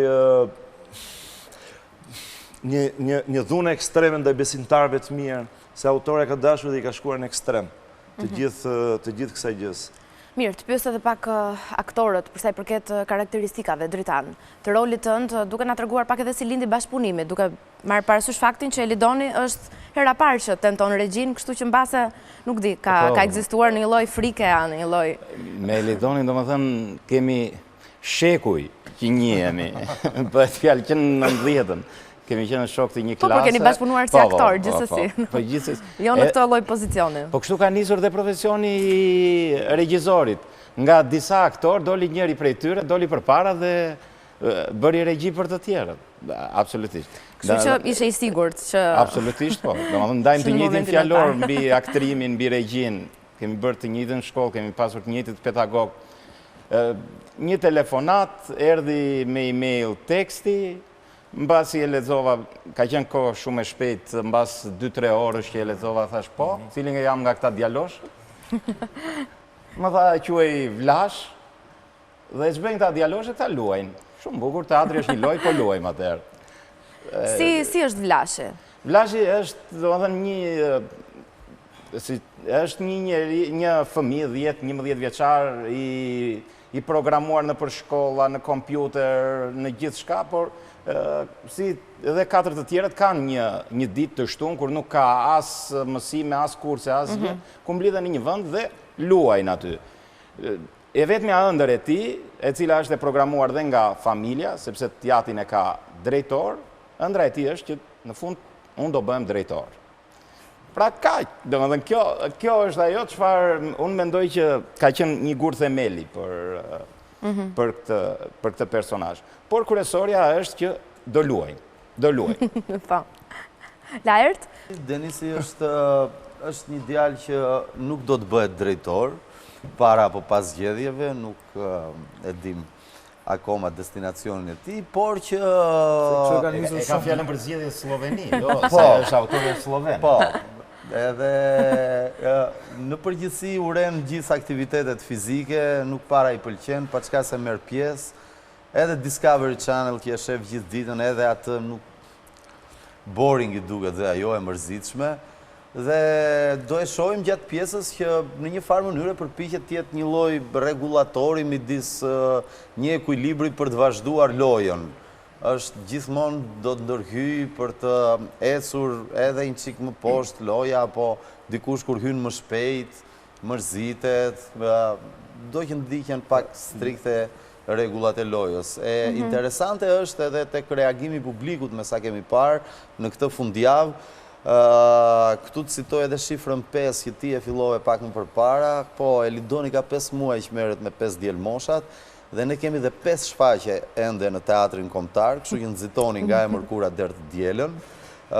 Sidomos epilogu pastaj që është futur mjeshtrisht nga Elidoni me voice over dëgjohet nga fonia, krijon tek publiku një reagim prekës në masë, pa çka se vepra mund të futet në zhanrin e një komedi apo komedi të zezë, le të themi.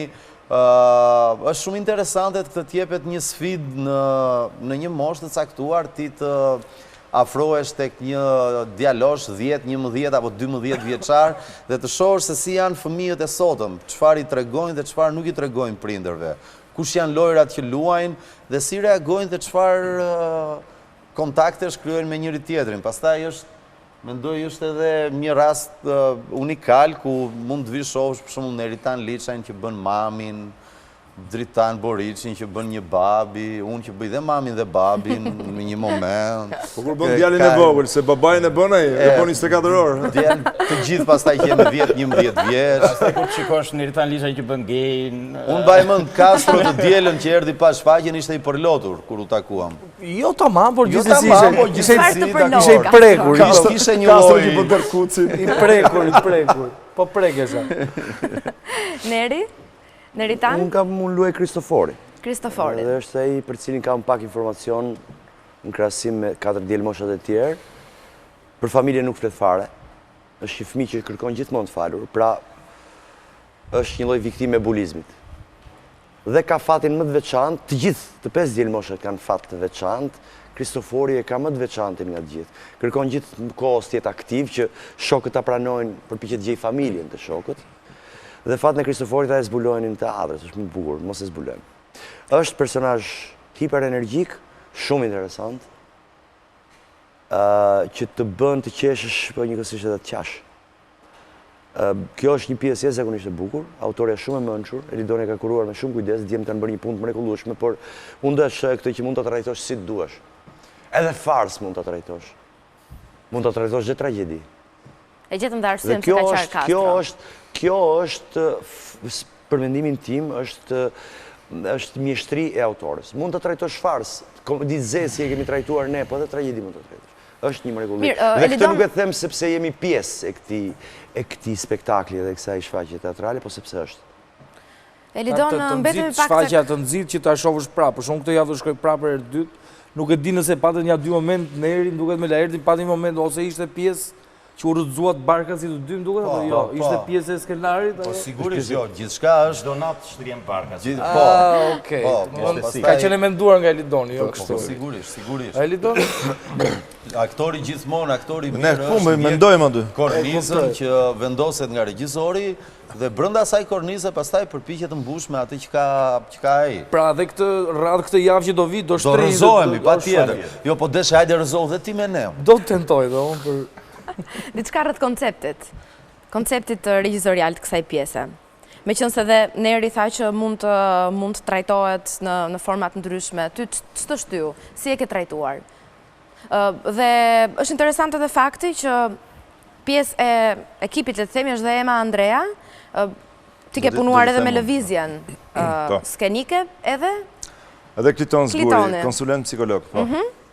Po, me që përmëndet, ose më saktë fillove ti për Emën, po, ka punuar me gjithë pjesën plastike përsa i përket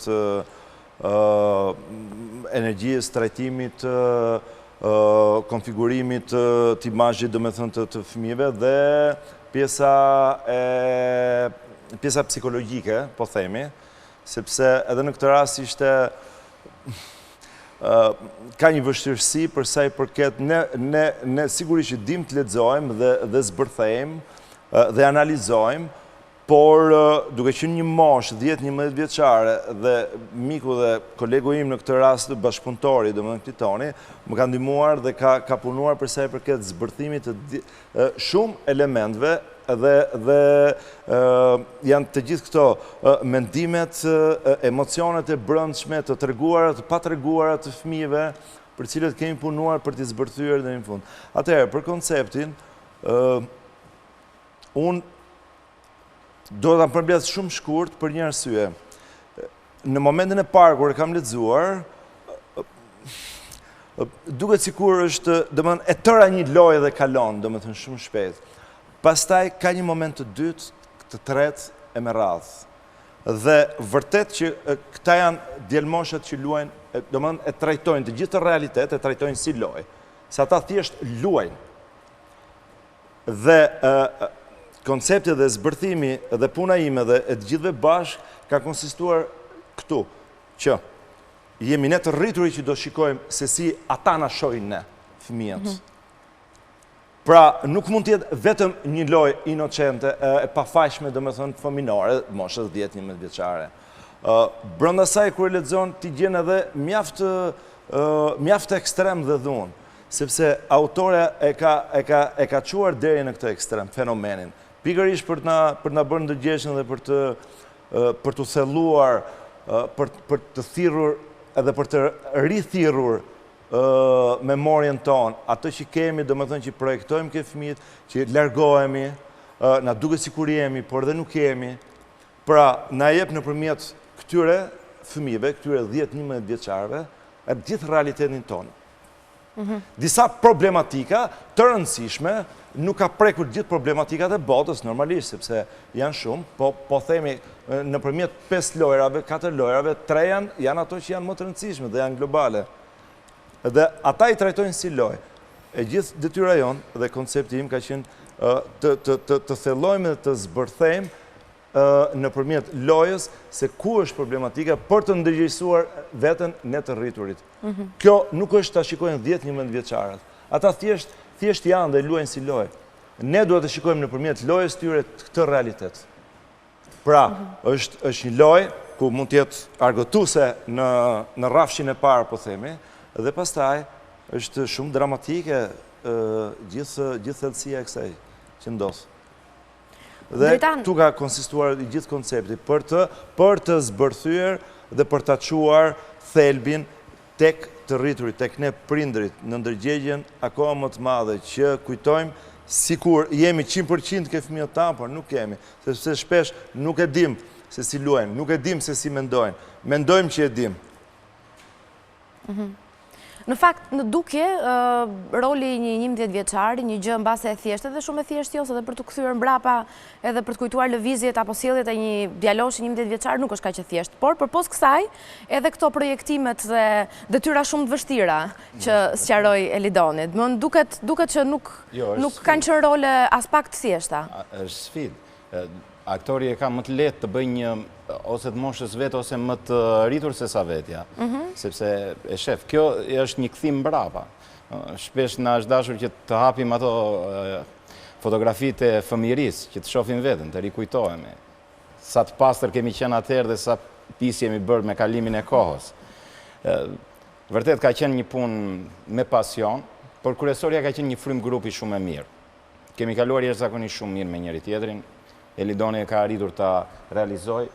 Ka qenë një kënaqësi të luash, sepse të pesë dhe Elidoni tashmë janë emra të teatrit shqiptar, janë steka të para, të cilët mbajnë goxha pesh. Është kënaqësi të luaj me kolegët e mi dhe mendoj që është zgjedhja e dur. Shpesh shfaqjet kanë vuajtur nga zgjedhjet e gabuara të aktorëve, por këtu ke aktorë të cilët i kanë si vit të lakmushme, Neri, Laerti, Genti, Gendeçka. Pra, u bashkuam gjithë me një pasion, po e bëjmë shfaqjen, kemi bërë një shfaqje për kënaqësinë tonë, sigurisht. To janë ato shijet tona estetike, të cilat ne mendojmë që janë të mira. Kështu dim ta bëjmë teatrin, e bëjmë me kënaqësi dhe shpresoj. Laert, jo vetëm si aktor, por mbase duke u pozicionuar pak edhe si publik, cila mendon se është pika më e fortë e shfaqjes?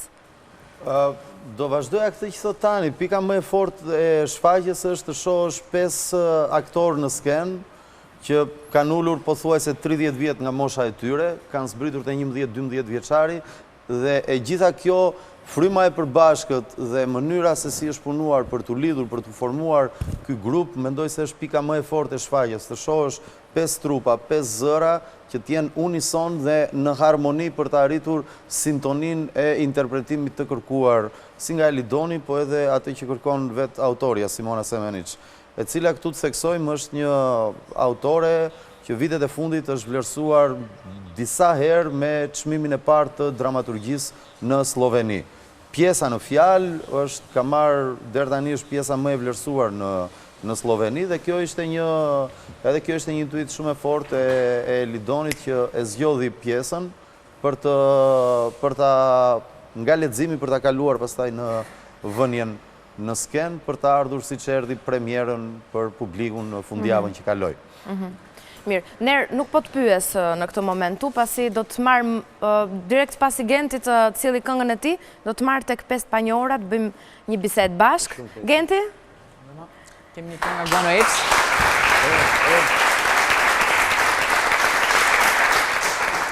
Çfarë këngë? Është një këngë nga Guano Apes që titullohet Dëdë Lap. Është këngë kështu. Eugen Buslepa.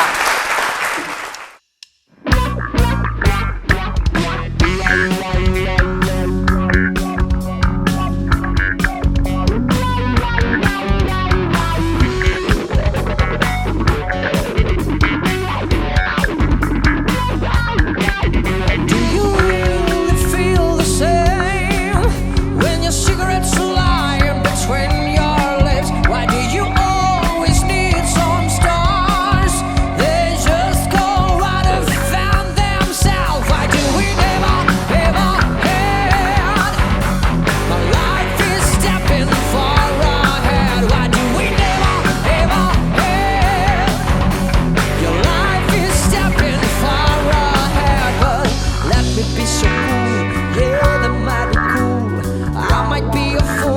your eyes. Let me be so cool, yeah, that might be cool. I might be a fool in your arms. Get it on! To love, to love, to love, to love, to love, to love. I like a better pro. To love, to love, to love, to love, to love, to love. I like a better pro. Do you really mean all this? See you shining eyes out in the crowd. Am I really made for this? I think it feels good to be around what you will never, ever had. Life is stepping far ahead. What do we never, ever had? Your life is stepping far ahead, but let me be so cool. Yeah, that might be cool. I might be a fool in your eyes. Let me be so cool. Yeah, that might be cool. I might be a fool in your eyes. In your eyes. In your eyes.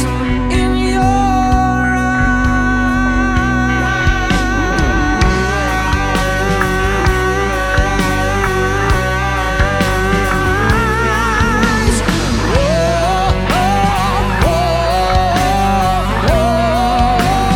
Watch you shine out. To love, to love, to love, to love, to love, to love. I like a better pro.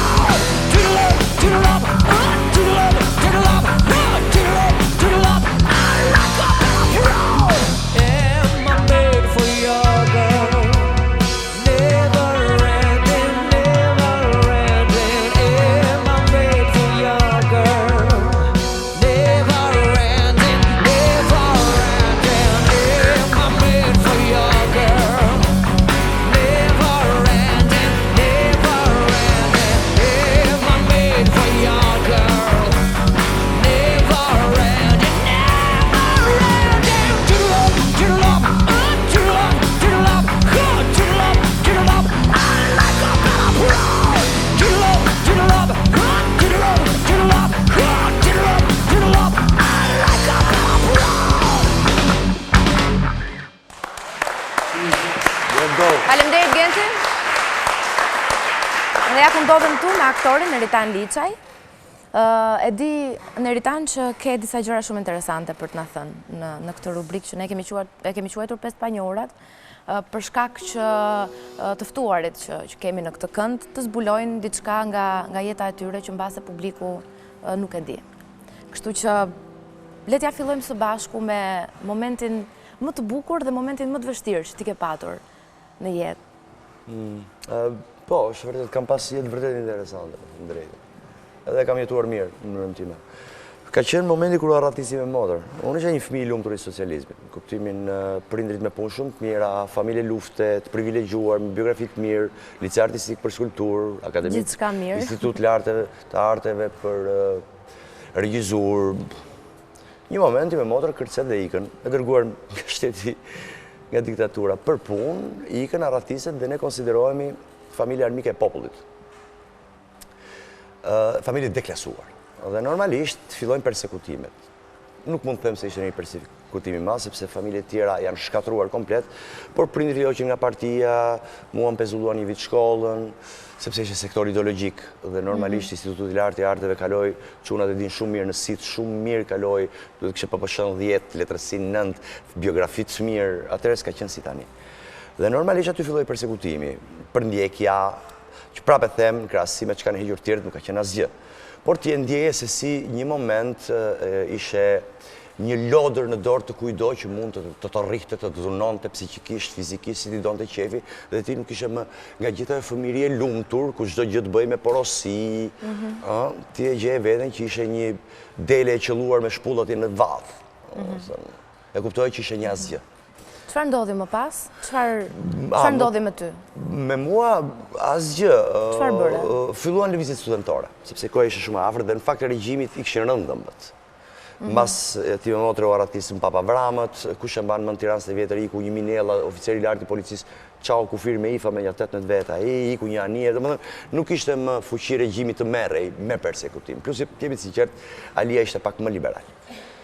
Dhe filluan vizitë studentore. Dhe sigurisht unë vajta me vrap si të gjithë, nuk është se vajta unë. Dhe i matë që trëmbej, dhe më thoshte mos shko. Bibo i matë ishte oficer i lartë, kishte dalë në pension, po e njifte shumë mirë sistemin. Dhe më thoshte mos shko, kishte frikë për jetën time, si çdo prind. Dhe thoshte do vete, mos bab se nëse jepet urdhër për zjarr, se mund t'jepej urdhër për zjarr. Çmendej Alia, një moment jepte urdhër si Ceaușescu. Nëse jepet urdhër për zjarr, ti je i bindur që ty do të qellojnë parin se ti je armik i klasës. Dhe mund të të vrasin, kam hall jetën tënde. Ishte tronditse të merje vesh se si ti mund t'ike kot. Sepse normalisht atëherë kush ishin në shkollë të lartë, ishin në familje të mirë, ishin me biografi të mirë. Dhe nuk do i qellonin po të marr ty se të kam si shembull përpara Jonidës, që mund të ishte vajzë një komunisti diku në Rrethe ose në Tiranë, por që ishte edhe ajo pro-demokracisë, po do më qellonin mua që isha deri Azez. Dhe si unë kishte plot. Shiqur nuk ndodhi ajo, por aty kuptova se sa në rrezik ishte jeta ime. Por nuk u trëmba, vajta, kam qenë aty çdo ditë. Nuk di, për të mos pyetur specifikisht për diçka, nëse mund të kesh diçka më interesante nga ajo që të pyesuni copës historie tjetër nga kjo periudhë, apo nga diçka më vonë, apo në një gjë për të na treguar që... Nga lëvizja studentore. Bas edhe më vonë, bas edhe nga lëvizja studentore, nuk di. Nga gjërat më të bukura se ne ishim, le të themi, të akademistë, dhe nuk isha vetëm unë ishim shumë. Dhe kishim 2 pedagogë që ishin, le të themi, liderat jo vetëm të institutit lartë të arteve, po edhe të lëvizjes studentore dhe demokratike në përgjithësi, që ishte Arben Imami dhe Mon Budina. Pedagogët tanë shumë miqësor me ne, shumë të dashur, mendje hapur, ishin burra shumë mirë dhe ne tash që përcjellim profesor Beni nga kodrat e liçenit për ta çuar në shtëpi. 3-4 çuna, më ka qelluar dhe mua një 2 net ta çonim në shtëpi kështu. Megjithëse përgjithsisht rrija atje. Rrija në qytet student. Mirë, na tregove pak për vajtjen tënde në Itali, si ndodhi? Njet, po. U hap porti prapë për herë dytë ngushtë. Edhe u vërsulëm. Edhe Lidoni ka qenë ata një, e Benderhemi, Banzadeja, ishte një pjesë e mirë e studentët i Ani artistash? Jo, kishte nga gjitha, po... Sigurisht. Edhe normalisht ishte një eksperiencë shumë e rrallë. Ishte një eksperiencë, ishte një çmendim e madhe. Si ndodhi, çfarë përjetimi? Asgjë, unë s'jam menduar 2 herë. Atëherë me motor ishte në Zvicër dhe unë vajta me mendimin të shkoj në Bari, ose në Lecce, ose ku do ndalonte, anja të vinte ajo të më merte. Edhe tikja. Sepse atëherë Shqipëria ishte një burg i madh me rojë vdekje. Gjithë kishim mendin për tikur. Pa e ditur ku shkonim, çfarë do na gjente, asgjë, vetëm tiknim.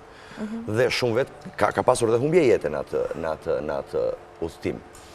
Po nuk pyestim fare për rrezik jete për gjë. Unë isa, sa e mora vesh isha porti, unë isa nga Tirana me makinat rastit në Britë Durrës, vura këmbët në mol, ania ishte larguar pak nga moli, vura këmbët në mol, nuj pam hypa në një, mbritëm në Bari, dihet që nuk na mbajtën. Sepse Italia kishte përvalluar një eksot për 23.000-25.000 në mars dhe nuk mund ta mande edhe në 13-15.000 sa ish, që e vështirë. Dhe na kthyen të gjithëve.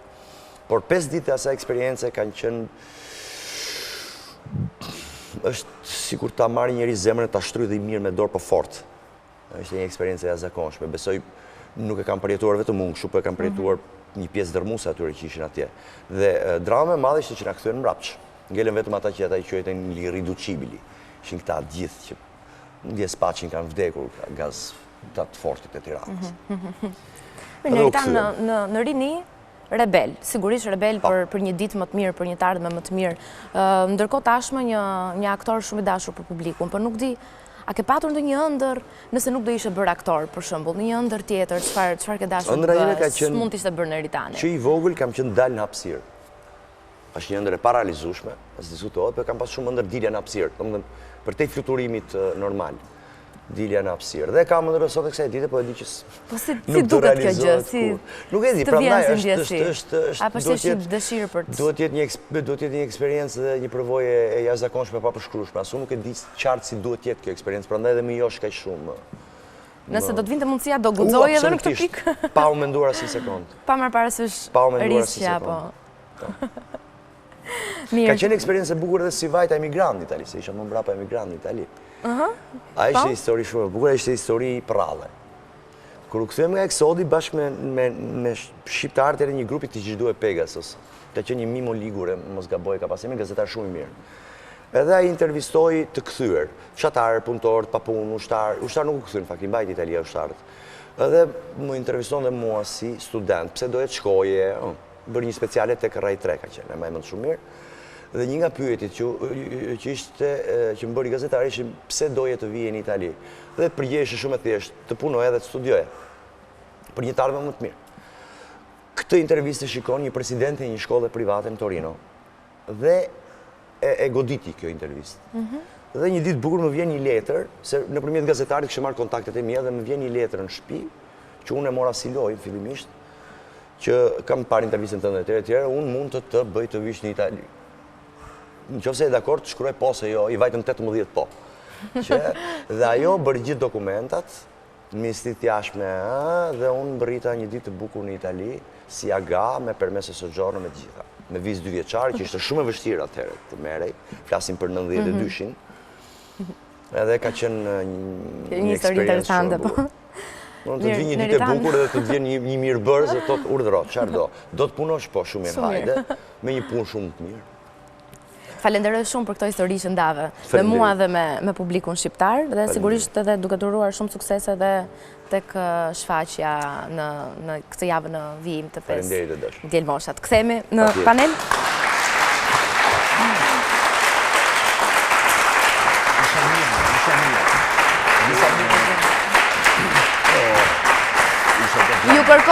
Ju kërkoj ndjes që ju lash pak të prisni, mbas e shkëmbyhet në një vrejtje, i bërë vrejtje aktorëve për shfaqet për këtë pjesën e mbetur të shfaqeve. Bëhen kur janë gjithë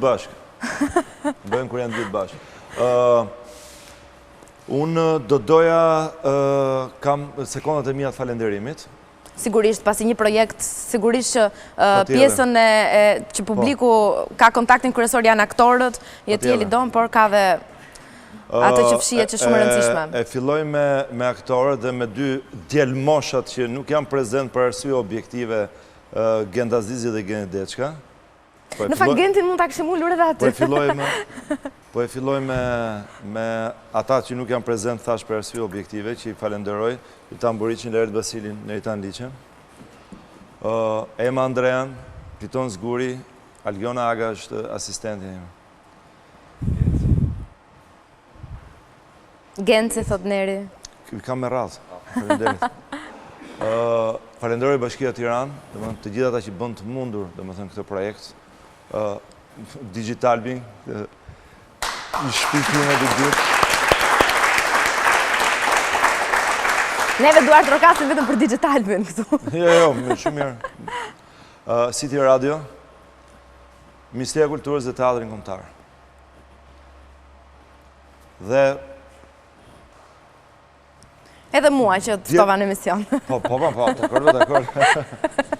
Dhe edhe njerë 5 djelmoshat e mia. Dhe kostumografia, skenografia nga Berina Kokona. Kostumografia dhe skenografia, Beri, ku është, dua një kamer Beri, ku është, ku jam? Jaguja, aty përballë, ja. Berina Kokona, falenderit. Shumë suksese, në fakt. Se jam kështu në ato, buborresat në ato presionet e mija të më dhanë. Nuk e fajt, të sapo keni mbyllur 3 shfaqe. Dhe një histori të gjatë, dhe më thënë, edhe më konfuzoj, dhe më përndaj. Qëfar historie Kastro? Gjakohë që ishte intervista. Qëfar historie i tregove? Fillon herët. Këtu e 18 vjetë para, kur një me Lidonin. Nuk do na e tregosh. Mirë regu se na e tregon pastaj, pasi të fikën kamera. Dhe faleminderit shumë gjithë, dhe me thëmë për mikpritjen. Faleminderit. Nuk di, regjia më konfirmon, kemi status Facebooku apo do kalojmë tek loja?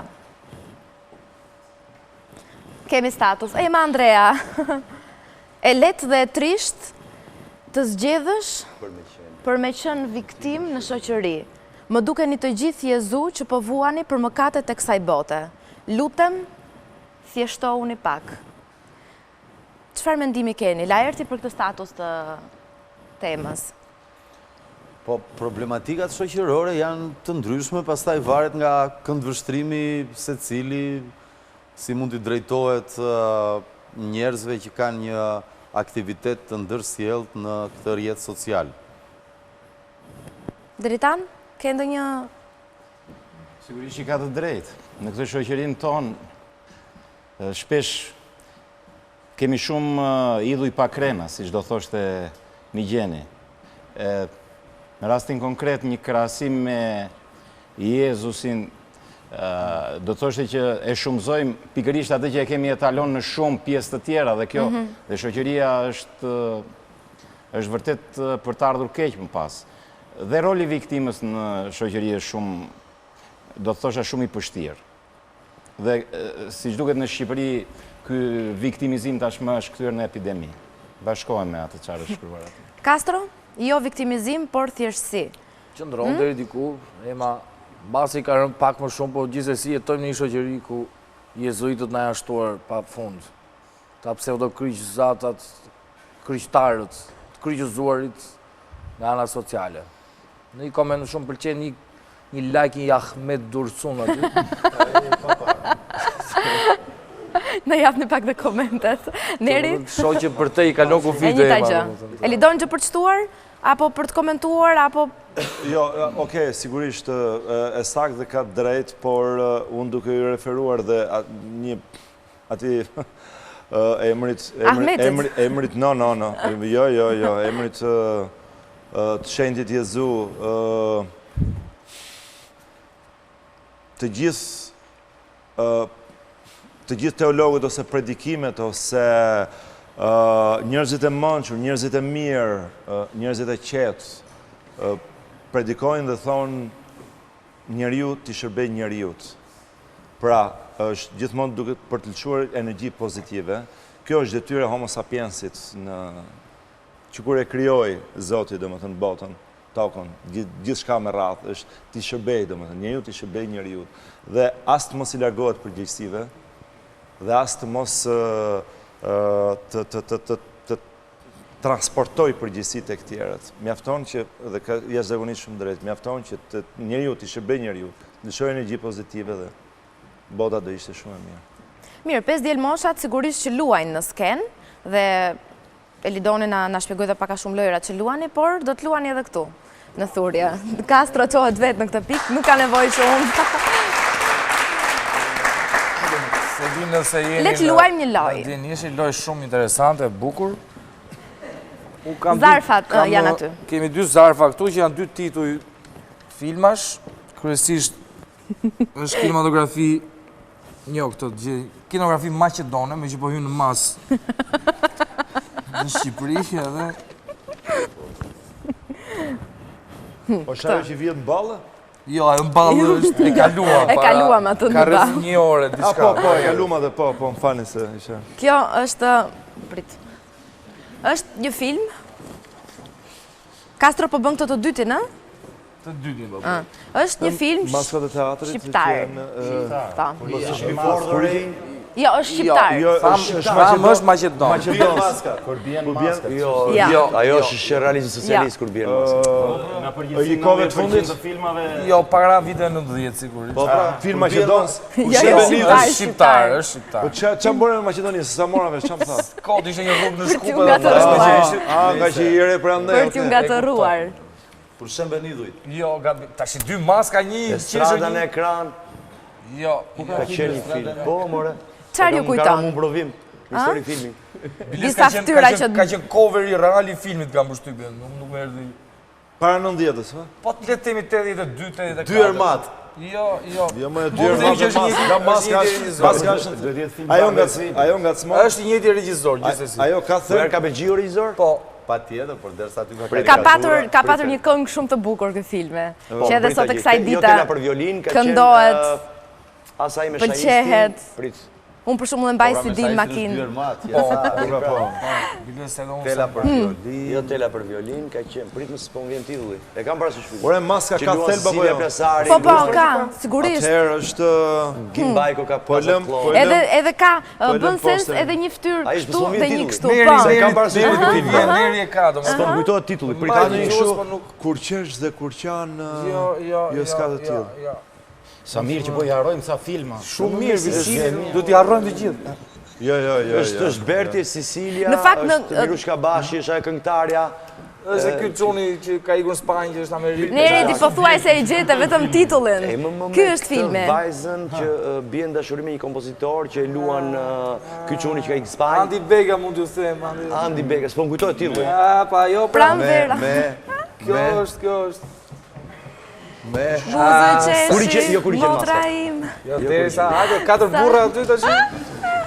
Boni dhe arti dhe teatr. Pranvera servi vetë. Jo, a ishte Piro Milkanit. Pranvera servi vetë. Bëjmë dhe shojmë, po, tani për një sekundë. Po të gjomë. Që luan Cecilia Plasari. Po, dakord, Cecilia Plasari. Që luan. Që këndon Federik Ndoci. Sytë tu, një atje, një këtu. Edhe kështu, edhe ashtu. Bravo, Jonida. Po si dhe kështu dhe ashtu me masë, Castro. Edhe kështu dhe ashtu, vla. Edhe kështu dhe ashtu, okej, me maskat. Mirë. Ja bënde mu të zbërë dy domata aty edhe hajtë Këtë filmin e dytë do mundohesh ta pikturosh ti. Po, Elidone, hajde, e lare. Oh my god. Ti vërë edhe fantazi, kur e pasi papara shumë vite që je shumë fantazioz në vizat tim, aty. Vizato e zemra, do më thënë. Po, bre.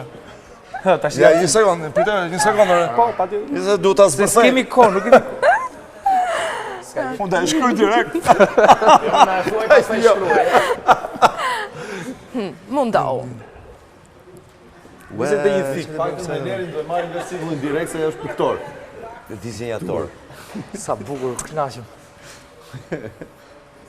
Ajo është zemër? Jo. Diell? Jo. Një kokë?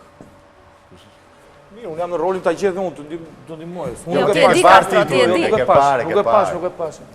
E pe. Nuk e pe.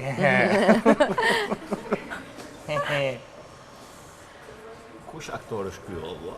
Kujti presin kokën? Shpat Samuraj. Shpat Samuraj. Shpat, ha? Po Shpat Samuraj. Është film shqiptar apo i huaj? Jo, i huaj. I huaj. Pam. Kur vrasi Perandorit. E pa. Kur vrasi Perandorit të dhe. Last Samurai. Tom Cruise. Jemi ka trajt, po jo, nuk është e Perandori fundit. Perandori fundit. Një regjizor amerikan që ka qef Djagon është... Gjilli lindu më gjesë. Për i të themu, Django? Jo. A i regjizor. A i regjizor. Quentin Tarantino. Me Uma Thurman. Kill the Bill. Ame! Si me e vesh me quna. Kill Bill. Si me e vesh me quna.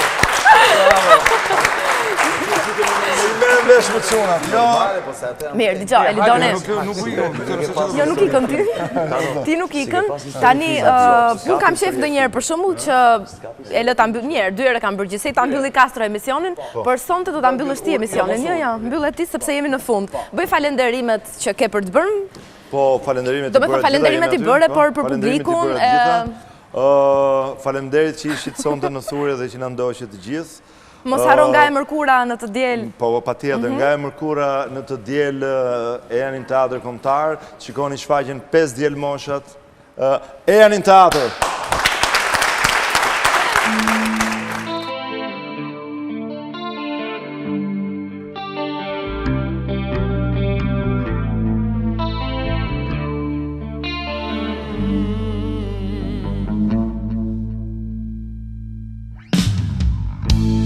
Talk to me softly, there is something in your eyes. Told that you had a sorrow, and please don't cry. I know how you're feeling inside, I've been there before. Something is changing inside you. And don't you know, don't you cry tonight, I still love you, baby. Don't you cry tonight. Don't you cry tonight, there's a heaven above you, baby. Don't you cry tonight. Give me a whisper, give me a sign, give me a kiss before you tell me goodbye. Don't you take it so hard now, and please don't take it so bad. I'll still be thinking of you and the times we've had.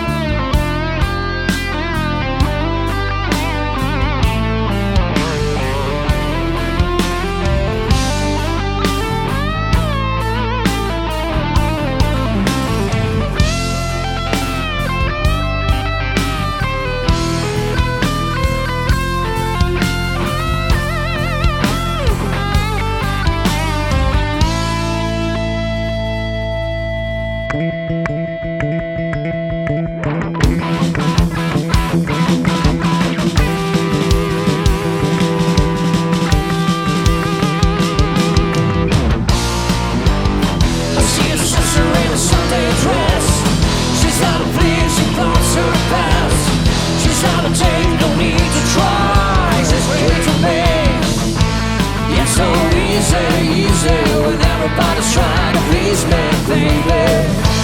It's so easy when everybody's trying to please me. Cause I'm crashing every night, I drink and drive, everything's inside. I made the fire but I miss the firefight. I hear the bullseye every night. It's so easy when everybody's trying to please me, baby. It's so easy when everybody's trying to please me. So easy, but nothing seems to please me. It all feels so right, and I'm feeding to the night. See me hit you, you fall down. I see you standing here, you think you're so cool. Why don't you